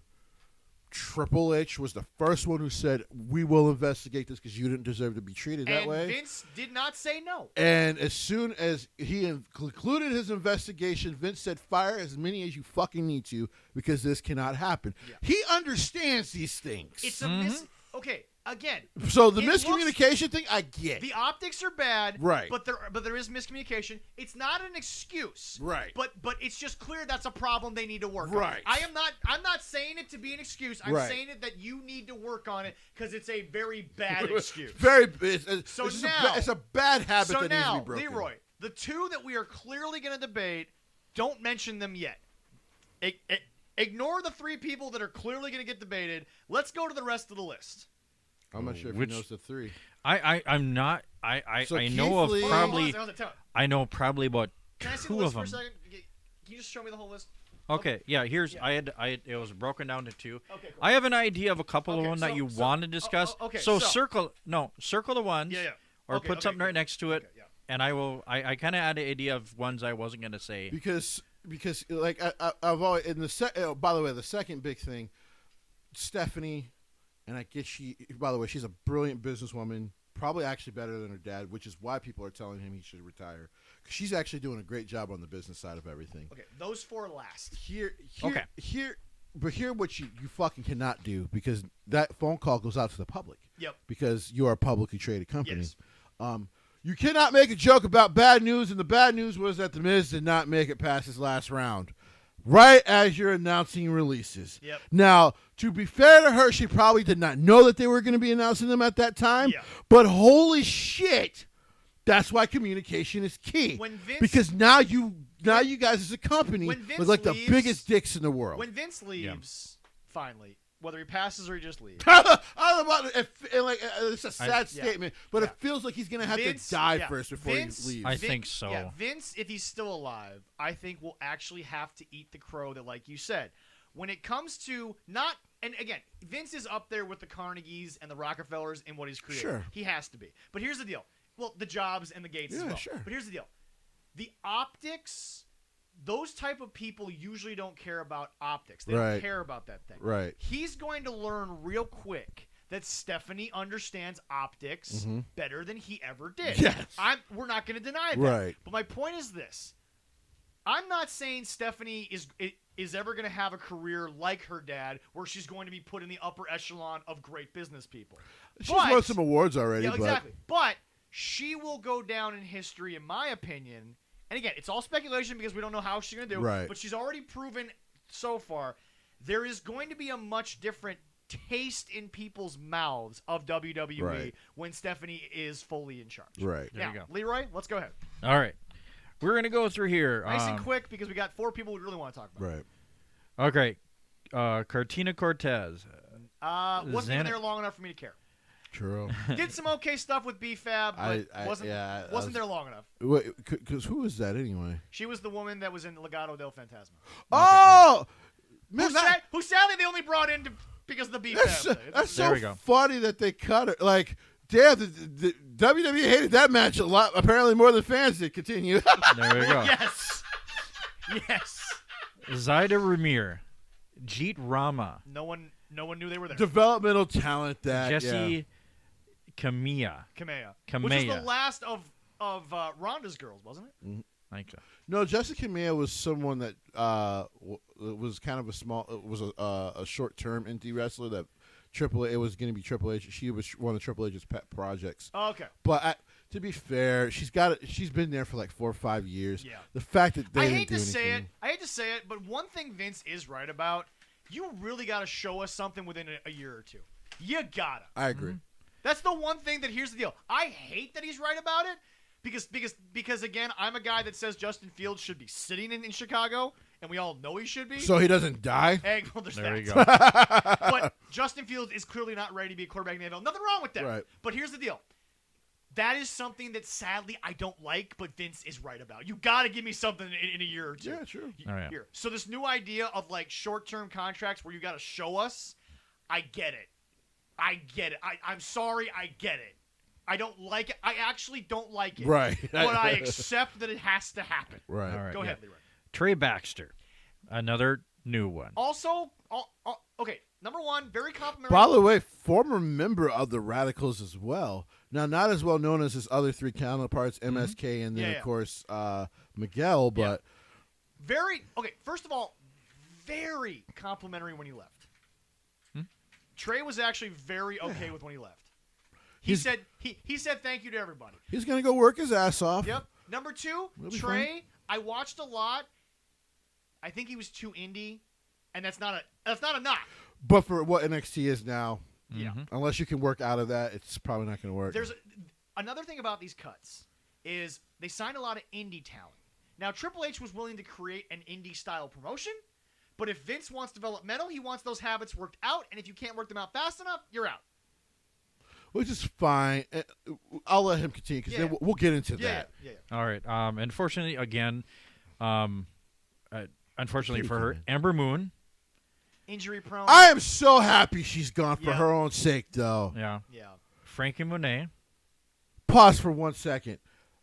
Because by the way, because her being cut is just the age thing, which is stupid. But you know what? I'm sure she'll go back to Impact. She'll do wonderful things to Taya Valkyrie. Yeah. But Ember Moon, how the fuck do you botch that? Booker T built that for you. Booker T built that for you. Well, I agree. I have a question for you. The only guy in the last 5 years that they have been willing to wait on with injuries, we'll talk about that later, was Finn Balor. Mm-hmm. Is she that level, though? In-ring, yes. Okay. Promo, hell no. Okay. But to be fair, she's not the greatest promo in the world. No. Hell no. But in ring, like Booker T took her when she was coming to his promotion, working her ass off. Yeah. By the way, as she mentioned in the story, she lied about her age, which Booker T was. Oh no, she was punished for that, but because he could have went to jail in Texas for that. Yeah. Yep. But because her parents didn't know she was wrestling. Right. I don't understand how you botched that. I agree. But continue. Yeah. All right. I said Frankie Monet. Yeah. Oni Larkin. To be fair, though, I have loved the fact, before you go on, I've actually loved Taya. Taya, surprisingly, is one of the few wrestlers I've loved because of everything different she's done. True. So I'm actually happy for her. Right. More so. Again, we can debate the age thing. We can call it whatever we want. I'm actually happy because I want to see her work other places. I wonder how her husband feels about this. That'll be interesting. All right. Harry Smith. Oni Lorcan, I'm sorry. The injury to your tag partner, I think you... About to say, when his tag partner was injured, got healthy, and was cut, it was only a matter of time. Yeah. My biggest... Sadly, hold on. I just thought of this, and I think it's true. Oni Lorcan needs to blame the fans, and here's why. He had a great match with Timothy Thatcher. Yes, he did. Mm-hmm. And that was the lowest rated match on that Great American Which is Bash. weird. Yeah. And Oni Lorcan, if he was on main roster, I think could have done better because he fit more main roster than NXT. Because his physical style would have gotten exactly. over enough. Yes. Honestly, if Oni, even though he was American, if he'd gone to NXT UK, that could have worked. That actually probably would have worked better. But my point is this: that is actually one where the fans need to blame themselves because Oni was great, but without the tag team situation, Oni got exposed for what NXT was, and it just didn't look good. He wasn't getting the reaction that he... And then as far as the name after him. Yeah. Who was it at? Next, Harry Smith. Yeah. He never wrestled once. He did the dark match, and then they signed him. And then they never that found was just a something weird for him. one. Like, there's nothing you even really say about it. Like, then why did you even bring Harry back? It's like you threw him a bone because of his dad. Probably. Is that it? If this has anything... I'm now... Because one thing Harry is not going to do is shit on Vince McMahon because him and their family and Vince actually have a great relationship. Oh, Vince never hated the Bulldogs. Right. Vince did everything he could. The Hart family, none of that. Like a lot of love there. Honestly, the father has already talked about the Bret Hart situation. Honestly, folks, Bret's the only one that's got any real. Brett's a bitter old fucking man. We'll get into that one day on the show. Yeah. But I don't care that he has that beautiful black woman. He's a bitter old fucking man. He is. All right. And then B-Fab, which I was kind of scratching. They had to hate that match. Oh, my God. Because both women got fired.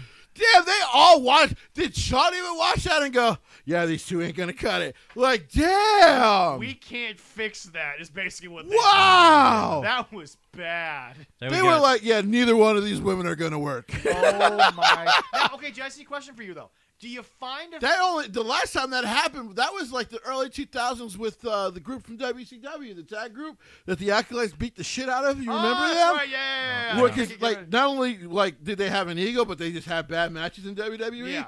So Jesse, do you find a new female for Hit Row? No. Because no one they have fits. No, because even before they added BFAB, the three of them would have been just fine. Right. It was nice so. because what Sean and Triple H's idea was to build a female. I actually thought Hit Row did a great job with Sammy. I thought that was well done. That was funny as shit. I actually thought they just took hey, we're gonna put you on TV, go do something, and they knocked it out. So, and then as far because Fantasma del Legado. I'm sorry, I'm fucking up the name. Legado del Fantasma. Guys, I'm not racist towards Mexicans. I just don't speak your language well. I'm sorry. No, See? Legado del Fantasma. They never needed a female presence. No, they didn't. No. They didn't. Really didn't. Go ahead. They're so good by themselves. I'm about to say they're great. And one of them created the ROH logo 19 years ago. Congratulations there, buddy. The unfortunate retry with Eva Marie. Why did they even bring her back? No one cares. Literally, no one cares. It didn't work. Was it just to get Dewdrop over in America? Was that all it was? Yeah, maybe. Was it a job? Did they bring you back for a job? It's like when someone hires an actor and then she goes and does porn. And then they try to bring her back as an actor. And you're like, no, keep her in porn because she can't act. Yeah. So keep her there. That's what true. are we doing? Yeah. Go ahead. And then we got Lince Dorado and Grand Metalik. No problem because they wanted to and by the way, Kalisto's already doing better. Well, not only that, but Grand Metalik is still in the prime of his career, and he needs to be working where he's and he'll probably go back to AAA or something. Oh yeah, like he'll be fine. Grand Metalik is going to get work. Don't worry about that. So will Lince Dorado. Oh yeah, no, Lince's fine. And the one that's two guys don't expect to see on an American show. Don't expect. They're going home. And there's nothing wrong with that. There's nothing wrong with that. That's fine. They'll do well. All right, we're going here, and also Nia Jax. Shocking. We talked about this in the car. Yeah. Not shocking for the in-ring work. because that was deserved 3 years ago. But shocking because of the family name. Because, yes. Not only did The Rock not save you, Roman couldn't save you? Well, but remember, her and Roman kind of had that whole falling out. Yeah, but they're still family. No, I understand he still went to bat for her about the whole situation. Here's another thing, though. I'm not saying it's the same situation as when they released Yokozuna. Yeah. But Nia Jax... Well, no, okay. I'm going to sound really bad here. But Okay. Nia Jax... I understand took some personal time, but you asked for an extension, and you weren't someone like if Roman asked for an extension, he gets that no questions asked, sign the paperwork. Megastar. I don't think she was at the level that she thought she was to get that extension. Right. I get mental health is this big deal. They're still a company. They still got to move. Right. They still got You had the opportunity to come back, just take a deep breath, and you could have done it. I'm not saying that I know her situation. I'm not trying to be that guy. And maybe they could have worked her in slow enough to make it work. But the problem is that here's the deal. It's a business that still has to run. Right. And you asked for an extension to not work. You should have said, can I do anything promotionally before I have to get back? Right. Yeah. The extension might have been what was the nail. Probably. Because the thing is, Dwayne is doing too much to really focus on that right now. He just is. And Roman, yeah, that's true. And Roman is, again, what he says might go as gospel, but I think even Roman was just like, that's out of my hands. It's family.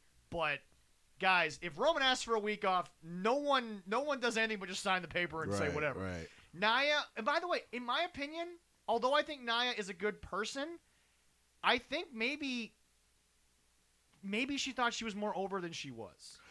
There's all the reports about from the past in the back about how her ego was and shit because of the family bloodline she comes from. And the thing is, I think this firing tells you. Booker T also said it. She wanted to be a diva, not a current women's wrestler. Which it's weird with her size and her athleticism. that you were so focused on being in fucking Total Divas and you were. Well, that's my whole thing. Being she a pro wasn't wrestler. originally in that. Alexa, I got. Right. Because Alexa's whole thing is I'm better than you and I look better than you. Right. That was her deal. And she is hot. Oh yeah. But the thing about it is we love Nia as well. Nia's a beautiful woman. Yeah. Well, do not get it twisted. Yeah. You're talking from a dude from New York. I love that thick woman. Yes. But let me be clear. Booker T is 1,000% right. Yes. Because you asked to be on. Again, we don't have sources. We're not into. Right. But it almost seems like you wanted to be on Right. that show. Because even Alexa got off it after a while. At least to a point. She wasn't constantly on it. But no, I think. And I think the promo that AJ cut was almost damning on the other women that are still on it.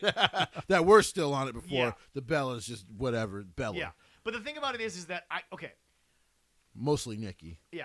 Yeah. I just think that Nia, and again, if you go back and listen to word for word what Booker said, everything that was visually seen was right. Yeah. Again, the optics. You don't need sources when you look at what's in front of you. Right. Mhm. Right. Everything she tried to do. And by the way, what bothered me from day one that took me out of Nia Jax was the episode of Total Divas where she first heard her entrance music. Your family name, their history, what they've done. You chose that? Yeah. I'm sorry. The lyrics might have matched you, but it was something that should have been given to Alexa. Right. And by the way, I love me some Bliss. You know that, boys. I just want to put up a poster in front of Leroy and just have Bliss on it.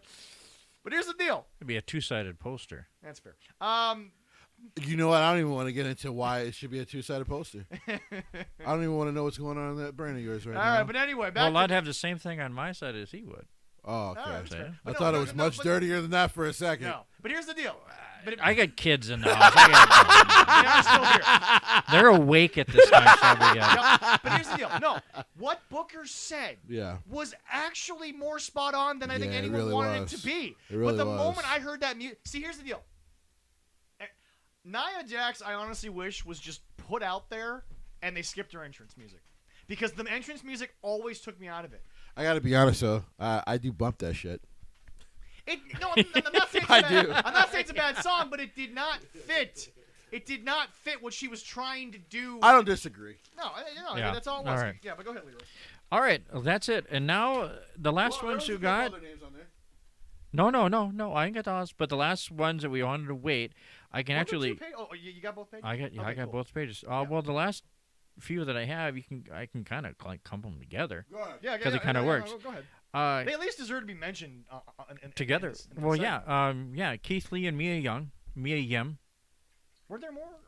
No. We're on the last one. Okay. Karen Cross and Scarlett. Yep. We'll go Keith Lee and Mia Yim first. Keith. Okay. First of all, don't get it twisted. All botches, 100% by WWE. 1,000%. Yes. Yeah. Keith Lee, in my opinion, and again, Jesse's gonna give his opinion, which is mirroring all of us. I'm gonna try to speak from WWE perspective so we can get the full circle. Go ahead. I think that just turned into age and health. I know that's not a good thing to say, but that's probably what they were thinking. Probably. Yeah. Most likely. Age I'm combined thinking that too. with unavailability is probably what hurt him. Yeah. Now, Mia, that was probably because it was Keith. Also, let's be honest, what was she doing? She needs to go back to Impact, but not be a Dollhouse member. I think she proved she's more than that. Yeah. Cross, in their mind, was not getting a reaction with anything they did on the main roster. But you didn't have Scarlett. That's on you, boys. They should have had Scarlett with her. What got Scarlett over in Impact, sadly, was not going to be allowed on WWE television. Right. That's what they were thinking. I don't believe in any of it. What Jesse's going to say pretty much will mirror what we think. But I'm also going to say this before Jesse gets into it. I got to a point, and I have told this to everyone off camera, so forget the mic. I got to the point where I wanted to see Keith Lee wrestle, but I just wanted it to be somewhere else. Because it was just over for me. In WWE. Okay. Not that Keith was over. Right. Yeah. But for me personally, it was over in WWE. Now, again, the Bearcat thing was not his idea. He now confirmed that. But it is true he did go ask to make sure the name was cool. No, they apparently asked. Okay. All right. So, Leroy, if you have anything to add, I'll let you go because I got a lot of ripping to do. And that's fair. But anything to say on those four? I agree with that. And the only one thing I heard rumor, which is bad for them saying, is some of these people were let go because of vaccination issues, of not being vaccinated. To be fair on that, trust me, I actually agree with you. I really don't like. And I'm going to rip into their ass about that too. If that is the reason why they let some of these people go, I think that's bad. Yeah, very the other bad. problem there is, and this is a situation that really every company in the world is dealing with. And again, Jesse, this is not the company, this is the fans. They don't want to piss off anyone, so they keep certain people happy. Actually, I don't even think it's the fans thing. So here... No. I'll get into the vaccine thing. Yeah. New York, I think California soon. Yep. I believe the one state in the South that does it is Louisiana. Okay. It's growing, where unless you're vaccinated, you can't go into an arena. That's just what some of the states in the country are doing. Understandably, for them on that side, if they're going to have shows in New York City, California or Louisiana, especially California and New York, and you can't have your big stars there because they're not vaccinated, that's a problem. Mm-hmm. So to be fair to them. Well, but that's like, and folks, I'll just say it. That's like the people who tried to break into the Barclays Center during that riot for Kyrie. It's not the Nets. It's not the Barclays Center. It's not the NBA. It's the city of New York. Right. Why are you mad at the Nets and the NBA? And by the way, I'm not trying to get political on Kyrie, but we've already discussed Kyrie. You could care less because you think he's crazy beyond the vaccination. I think he's an asshole beyond. Okay, yeah, so. But no. To the people defending him, I am okay with you defending him, but at least defend him in the right place. Right. It's not the Barclays Center. No. It's not the Nets. No. The NBA doesn't care. Just follow protocol. Right. By the way, KD and James Harden were the ones that said you're not here unless you're fully in. Right. So that's on them. Right. But no, it's not the Nets. It's not KD. It's not James Harden. It's not Steve Nash. It's not the owners. No. It's not anyone but the city of New York. It's the state. Yes. Who has made it very clear. Yep. With, constant downticks and upticks in COVID. Yep. We don't want you in a public setting if you're not vaccinated. Yep. That's what those states have decided. Yep. I know Minnesota has talked about it. I don't think. Yeah. I don't think it'll happen. No. Because hockey fans, they would have to kill you all. So. Yep. And there's a lot of you. Yep. You probably make up most of their government, to be honest. To be fair, though, the NHL does have a very high vaccination rate of players, so that helps. That's a totally different subject. At some point, me and you must get into. Yes. But. When it comes to their talents, yes, Keith Lee is a guy who came to you 12 years ago. It has been that long, yeah. And worked out for you 4 times. Are you counting the Evolve years? Because they were kind of involved with Evolve, or are you counting outside of his Outside Evolve? of that. Got it, okay. Came to you, did 4 tryouts in a row. Yep. 4 different months. And was told by you guys that you just didn't think he had what it took to make it in WWE, because at the time he didn't have the persona or none of that. Just a big athletic dude who could wrestle. Which was actually fair at that time. William Regal and a couple others from NXT told him, hey, go work the independents a little bit. Yeah. Don't get too flustered by this. We think you have a shit ton of talent. I bet you once you develop some of your speaking skills a little more, they'll see what we see, and that is a new generation of like The Rock and shit like that. Yeah, I agree. Right? Oh, yeah. I agree. He goes to the indies, becomes the PWG, kings of the Evolve. kings. I mean, I can go through all the promotions, but he kind of became the king of the indies. He did, yeah. When he was on, if he was on your show, that entry fee was probably $30 because people wanted to see Keith Lee. Triple H finally gets Vince to understand we may have to pay him $1 million to come to NXT, but I think once you see him, you'll see he's fucking worth it. They get him to NXT. He shines. Apparently, Vince had always liked what he saw. Comes up to the main roster during the COVID, during the pandemic. You seem to be all in. Pushing him. Have him beat Randy Orton clean. clean as a whistle. Oh, yeah. The pop alone at Survivor Series, you Right. should have known. Oh, yeah. Roman Reigns gave him a nod. Right. Shook his hand after winning the match. Didn't have to do that. No. Because here's the deal. Even at that point, before he was the tribal chief. Let me give you Roman another didn't one have who to do put him over. Brock fucking Lesnar. Royal Rumble. He comes out. People forget this. Oh, they don't, but sometimes they do. He looks at Paul. He goes, "Who's this big motherfucker?" Oh, yeah. Lets Keith Lee actually dominate him for a little bit. And then, of course, in the end, he gets him out the ring. But Brock Lesnar is like, yeah, I'll put over Keith Lee. I like Keith Lee. Gets hurt once. Gets a little sick. Okay. They got a little upset because it was in the middle of them maybe wanting to push him to the WWE title. Yep. I get it. Frustrating. COVID happens. He damn near dies from COVID. Yep.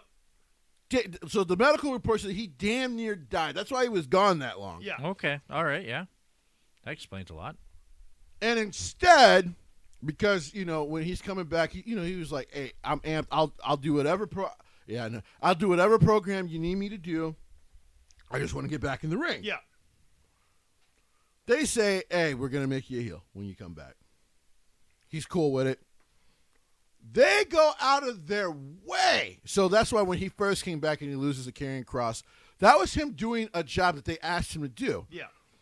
Because remember, recently we just heard this stupid fucking report that he was hard to work with. Well, if he was hard to work with, he wouldn't have put over Karrion Kross. A guy he put over for NXT as well. Yeah. When we get to Cross, I got something to say about that, but we'll get to that in a second. So you go and ask the Bearcat family, and they give you their blessing. Yeah. You bring him back, you repackage him, you have him work all these main events. He's learned the big man style as you asked him to do. You put him on Raw. Everyone was like, "Oh, man, it's just great to see Keith Lee." You cut him, and then you tell us later he had an attitude problem. What the fuck is wrong with the ass kissers at WWE? And that's just it. No, okay. I was about to say, you said exactly what that I don't think comes from Vince. That's the ass kisser. This does not sound like a Vince had a problem with this guy. This is the ass kissers. Let me explain something to you. And this is me, despite everything I've done, despite everything I'm known for on this show, I'll say this. Vince McMahon, if he's got an issue, he will show you in more ways than there is to show his son. This is the ass kisser. This is a Bruce Pritchard, John Laurinaitis deal. Because there's no fucking way I think Vince even wanted to let him go. And they probably were like, "He's got an attitude issue, Vince. We got to let him go." Mia Yim was once it was probably going to be known that he was going to be gone. Once she probably caught whiff of this situation, she probably just asked for her release because they weren't doing shit with her anyway. Nope. Yep. With as good as she is, they weren't doing anything with her. She will go do amazing things wherever she goes. Now, okay, for people that go on, I have said in the PWL. Though I did find it funny at one point, her, Keith Lee, and her former boyfriend, Shelton Benjamin, were all on the same show. Right. But it sounds like Shelton is such a class act that it was never an issue. Now, before people say that I'm a hypocrite, I have said in the PWL, I do believe that almost all of them, if not all of them, were smart moves from a business side. I don't necessarily agree with the talent level, and I agree that you've botched them. But from the business perspective of health, not using, I still agree with it. But I also agree with Jesse that you botched it. Yes. You screwed up. Right. That's on you. Right. I agree. But the point is that, okay, I don't need to hear Vince is the devil. Because Vince... Yes, does Vince sign off on the releases? Yes.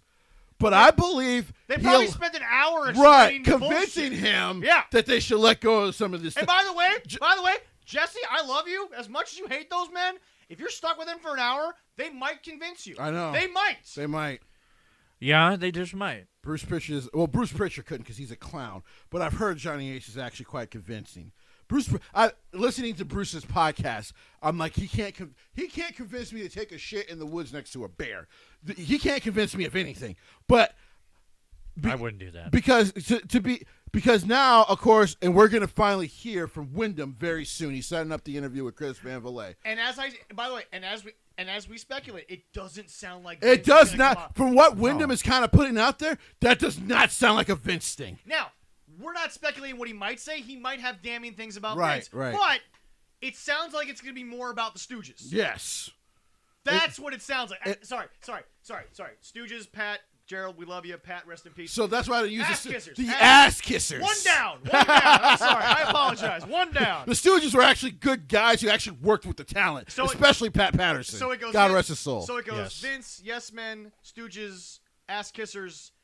What am I forgetting? Oh, Brandon Cutler. There we go. And then Michael and then, not going to work in wrestling anywhere. No. And then Vince Russo. Okay. Oh no, he's even below all them. That's what I'm saying. He's at the bottom. He's the bottom out. Like as Brad Pitt once said, you see, there's the league, there's 10 feet of crap, 12 feet of crap. then there's us, and then there's Vince Russo. There are great teams. There are good teams. Then there are bad teams. Then there's 50 feet of crap. Then there's us.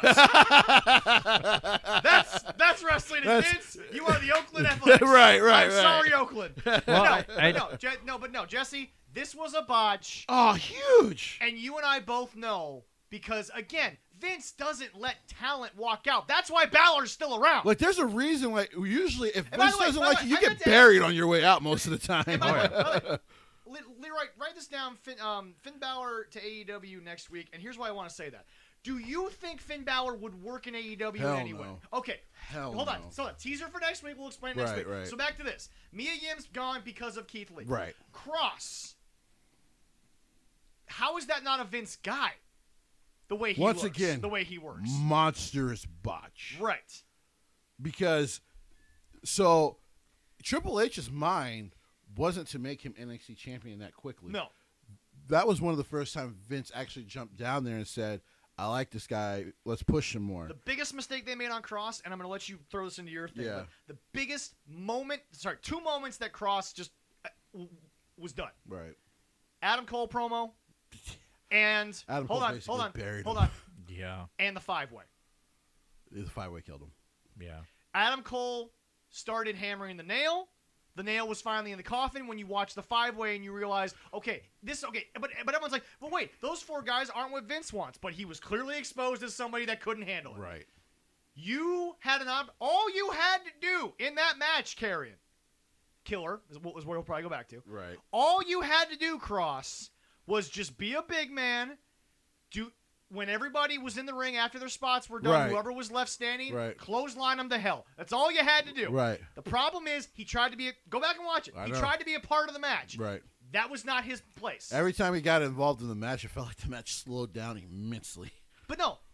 Okay, some people like slowdowns, but like you said, it was painfully slow. Yeah, it was like painful. So- like he doesn't even belong in the ring with these guys. I actually think that Cross was out there from day one. I actually, in my personal opinion, agree with the cut, only because I don't think that he was as WWE as maybe they thought. Some of it's his own fault. I will say a lot of it's their own botching. I will say the biggest nail in the shoveling of the dirt on the coffin was calling him up without Scarlett. I agree. You didn't need to do what she did in Impact. Triple H set it up for you. Yep. Hey, you don't have to, she can kind of dress half sexy with the dress. This, by the way, was not leaving Carmella in NXT Right. and not calling. That made sense. Right. Because she's clearly gotten past those two guys. Right. But, yes, I agree. And by the way, as Gene, the godfather of the lounge, has always said, you took away the only thing that made Cross interesting. Right. Mm-hmm. Triple H showed you, Vince, this is how we can make him work on the main roster. And then you brought him up without everything Triple H already gave to you. And so someone made the joke, I wonder why the fucking man had a heart attack besides it being congenital. Holy shit. Like, I put in all this work because you said you think he can work on the main roster. So I do the work to make sure you see, hey, here's the template to see how you can go about it, boss. And you got rid of all of it. And I don't know if whether that's the ass kissers got in his ear again, but it's just like, holy shit. How do you fuck this up again after your son-in-law put in all the fucking work to do it? I liked the gimmick at first. I thought it got old in NXT, but and by the way, once again, I'm not going backwards. Yeah. I've said some of it was on him. Yeah. A lot of it was on them, but to me, it never felt like he was WWE enough. Right. And I'm not saying that as a guy who only watches WWE, because as these guys know, because I will send you guys so much indie shit. It's ridiculous. I apologize how many times I blow your phone, but no, I just think that I wanted to see Keith somewhere else. I didn't think Cross worked. That's my two things here. To me, Cross never should have left Impact, but at the time, I understand why they both did. Right. So when Scott first took over, he told them, this is going to be a process. This is going to be very, very hard. We're going to have to cut some of these contracts down to keep you guys. Yeah. So if you want to go. But if you stay... Hard to believe. Another wrestling promoter who just says, if you're going to get paid somewhere else more, go. Right. It's almost like Vince, quote unquote, maybe invented that. Who knows? It's one of those... Well, if you're a business person, you just understand it. Just tell your people, hey, listen, if you feel like you can make more money knowing I have to make a budget cut to keep you guys, then do what you got to do. You can hate his opinion, but Colin Cowherd got bigger at Fox because they just let him do his thing solo. Sure. ESPN let him go, and he got more money at Fox. I just hate him as a commentator on pro sports because I just don't think he knows what the fuck he's talking about. But that's just my personal opinion. Yeah. It's fair. I know you love him. Yep. And like I said, I've kind of grown to like Jim a lot more because I'm like, okay, like I start to think Colin, but No, I'm just saying like you're on Jim now. Yeah. I'm cool with Jim Cornette now because I'm starting to understand it a little bit more. Yeah. I'm starting to get it a little bit more. I'm like old school like him. That's why I like Jim so much. But the one thing I respect about Jim that I have no respect for Bruce Pritchard for is the man, at least in the case of being a wrestling business person, has some damn dignity. Jim has dignity. Yeah.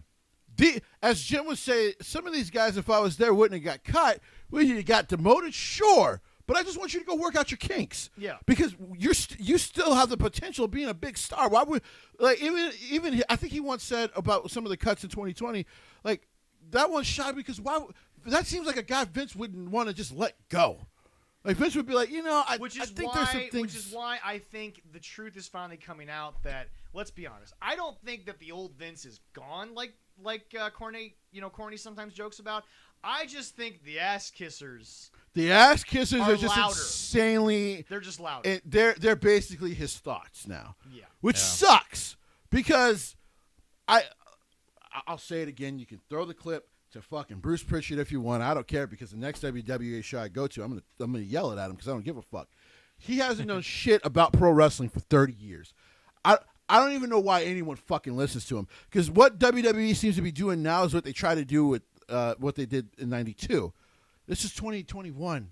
Well, guess what? These indie wrestlers can work. You can make them. You can mold them so they fit the television better, as Jim will say. So it looks good on TV.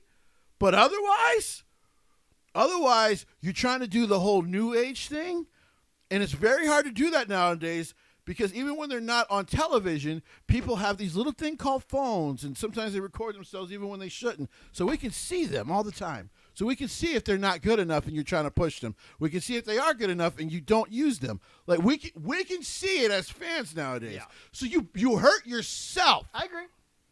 But as we said with the other names, good for them. And like I said, Nia Jax is only shocking because of the family. Like that's literally it. But here's the deal. Yeah. Any other company in the world, and I think Nia, and again, Nia should have got fired 3 years ago. That's my point. Nia, we have nothing against you. We're just being honest because we watched you for all these years. Right. Nia, if it was anywhere else, and again, I'm not saying Nia's got the attitude that somebody's been reported, but it's like when you reportedly, and again, Lana proved this with her spilling of the tea. Lana said it. There was an argument backstage. That was Roman. The coldest tea. Yes, it was. A shitty tasting. But anyway, it had no sweetness. Yeah, but anyway, No. It boys, tasted like piss. boys, Yes. Lana proved that Nia had an issue with Roman. Yeah. Nia kind of thought she was better. Which is insane. Nia, that's been proven by a quote-unquote colleague. Right. Who's no longer there, who can say whatever the hell she wants. Right. So Nia, we have, again, optics and evidence that you maybe got too big for your britches at times, but you're not Yokozuna. You're not The Rock. You're not the Headhunters. You're not Rikishi. You might be, and this is just an honest point, the least talented person that family's ever. It's probably true. Yeah. And that's a sad statement. That's a deep wrestling family. Yeah. Well, even with these cuts. Also, again, she tried. Again, I think Nia would have worked perfectly 15 years ago. But now there's a possibility. You never know. Some of these can get re-signed again. It has happened before. It's happened so much now with these releases. It's time we address this. Yes, WWE is still going outside to be of Selena Vega, though, who's the other one? And literally, Selena Vega was just them in a PR move. Yep. And then once she kind of got it, and they got it, and they reconciled, of course they brought her back. Well, Eva Marie should have never been brought back in the first place because she was a terrible pro wrestler and not a good promo. Leroy, okay, we're going to end on this because we got to get out of here. Right. Okay. WWE will still always be the place, maybe not the place. It will always be a big place that people want to go to. You're going to give it a shot. I don't care yes, what anyone says. If you're Carl Anderson and you're just plain bitter, or if you're Trey Baxter and you're thankful but you're also still hurting. Right.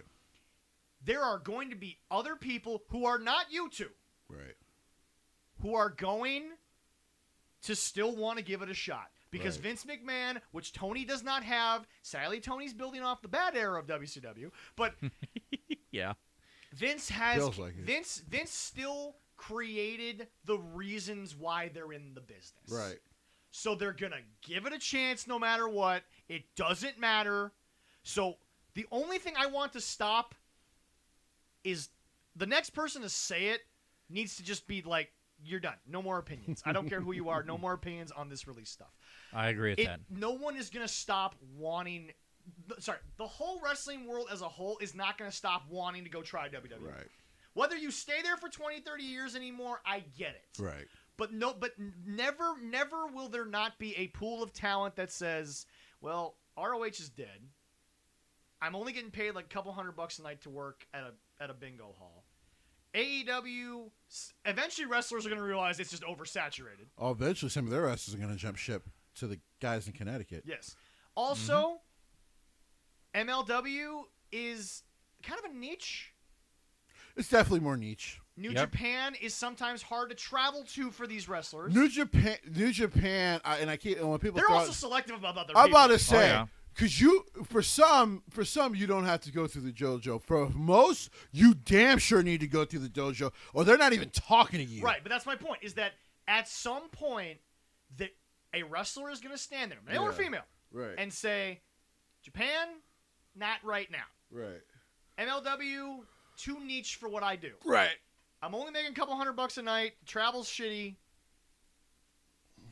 AEW, again, the up-and-coming generation of new wrestlers, they have to look at that and think that it's oversaturated. There's no way they can't. There's just a lot of places to go. NWA is back, though. Billy, please, just I don't know why you won't. Just go talk to somebody to get the damn show on TV. But no, the last point I'm going to make in the show, and I'm going to repeat myself, it will never not be a destination for someone to attempt. Wrestlers still today always talk about how, if they haven't been there, like, they want to go. Like, yeah, they see the cuts. It sucks. Sometimes they seem to do terrible shit. Here's the same time, folks. You send out a tweet to, give praise to your fellow colleagues in wrestling. You're an independent contractor. You're still looking at that as, it might be a spot open for me. What was one thing Adam Cole said that, to me, should have resonated with the rest of the wrestlers? He said, the only reason that I wish I probably could have stayed is because I always wanted a WrestleMania moment. That's huge in a wrestler's career. We all have seen great WrestleMania moments. Who doesn't want one? At least one. And by the way, every single big wrestler that left, in every presser they've given, they don't hate Vince. No. Because when it comes to him, when they, like they said, Brian said, when you go talk to him, there's nothing to hate. He does care, but he also takes too much on his fucking plate. Yes. He's also 75 now. Yeah. And he also has 2 ass kissers that are just too much in his ear. Yeah. So even if you were talking to him about an idea and he agreed on Tuesday, but you were on Monday Night Raw, Well, guess what? Those ass kisses have gotten to him. So by the time you come to Raw, you're going to hear something else. Yeah. That's just how it goes right now. Yep. But that's just it. It will never not be a destination. End of that conversation. I'm not saying don't listen to Bruce Pritchard, people. I'm just saying. All right. Don't listen to Bruce Pritchard. No, listen to him. Yeah. But take it with a grain of salt. Go to Vince. Watch him like you're watching a sitcom. Because it's a joke. Yes. All right. Leroy has put many more of our past episodes on the YouTube. Thank you for that. Yes. We appreciate that. You the man. Folks, we got something big coming up. We're just going to tease it.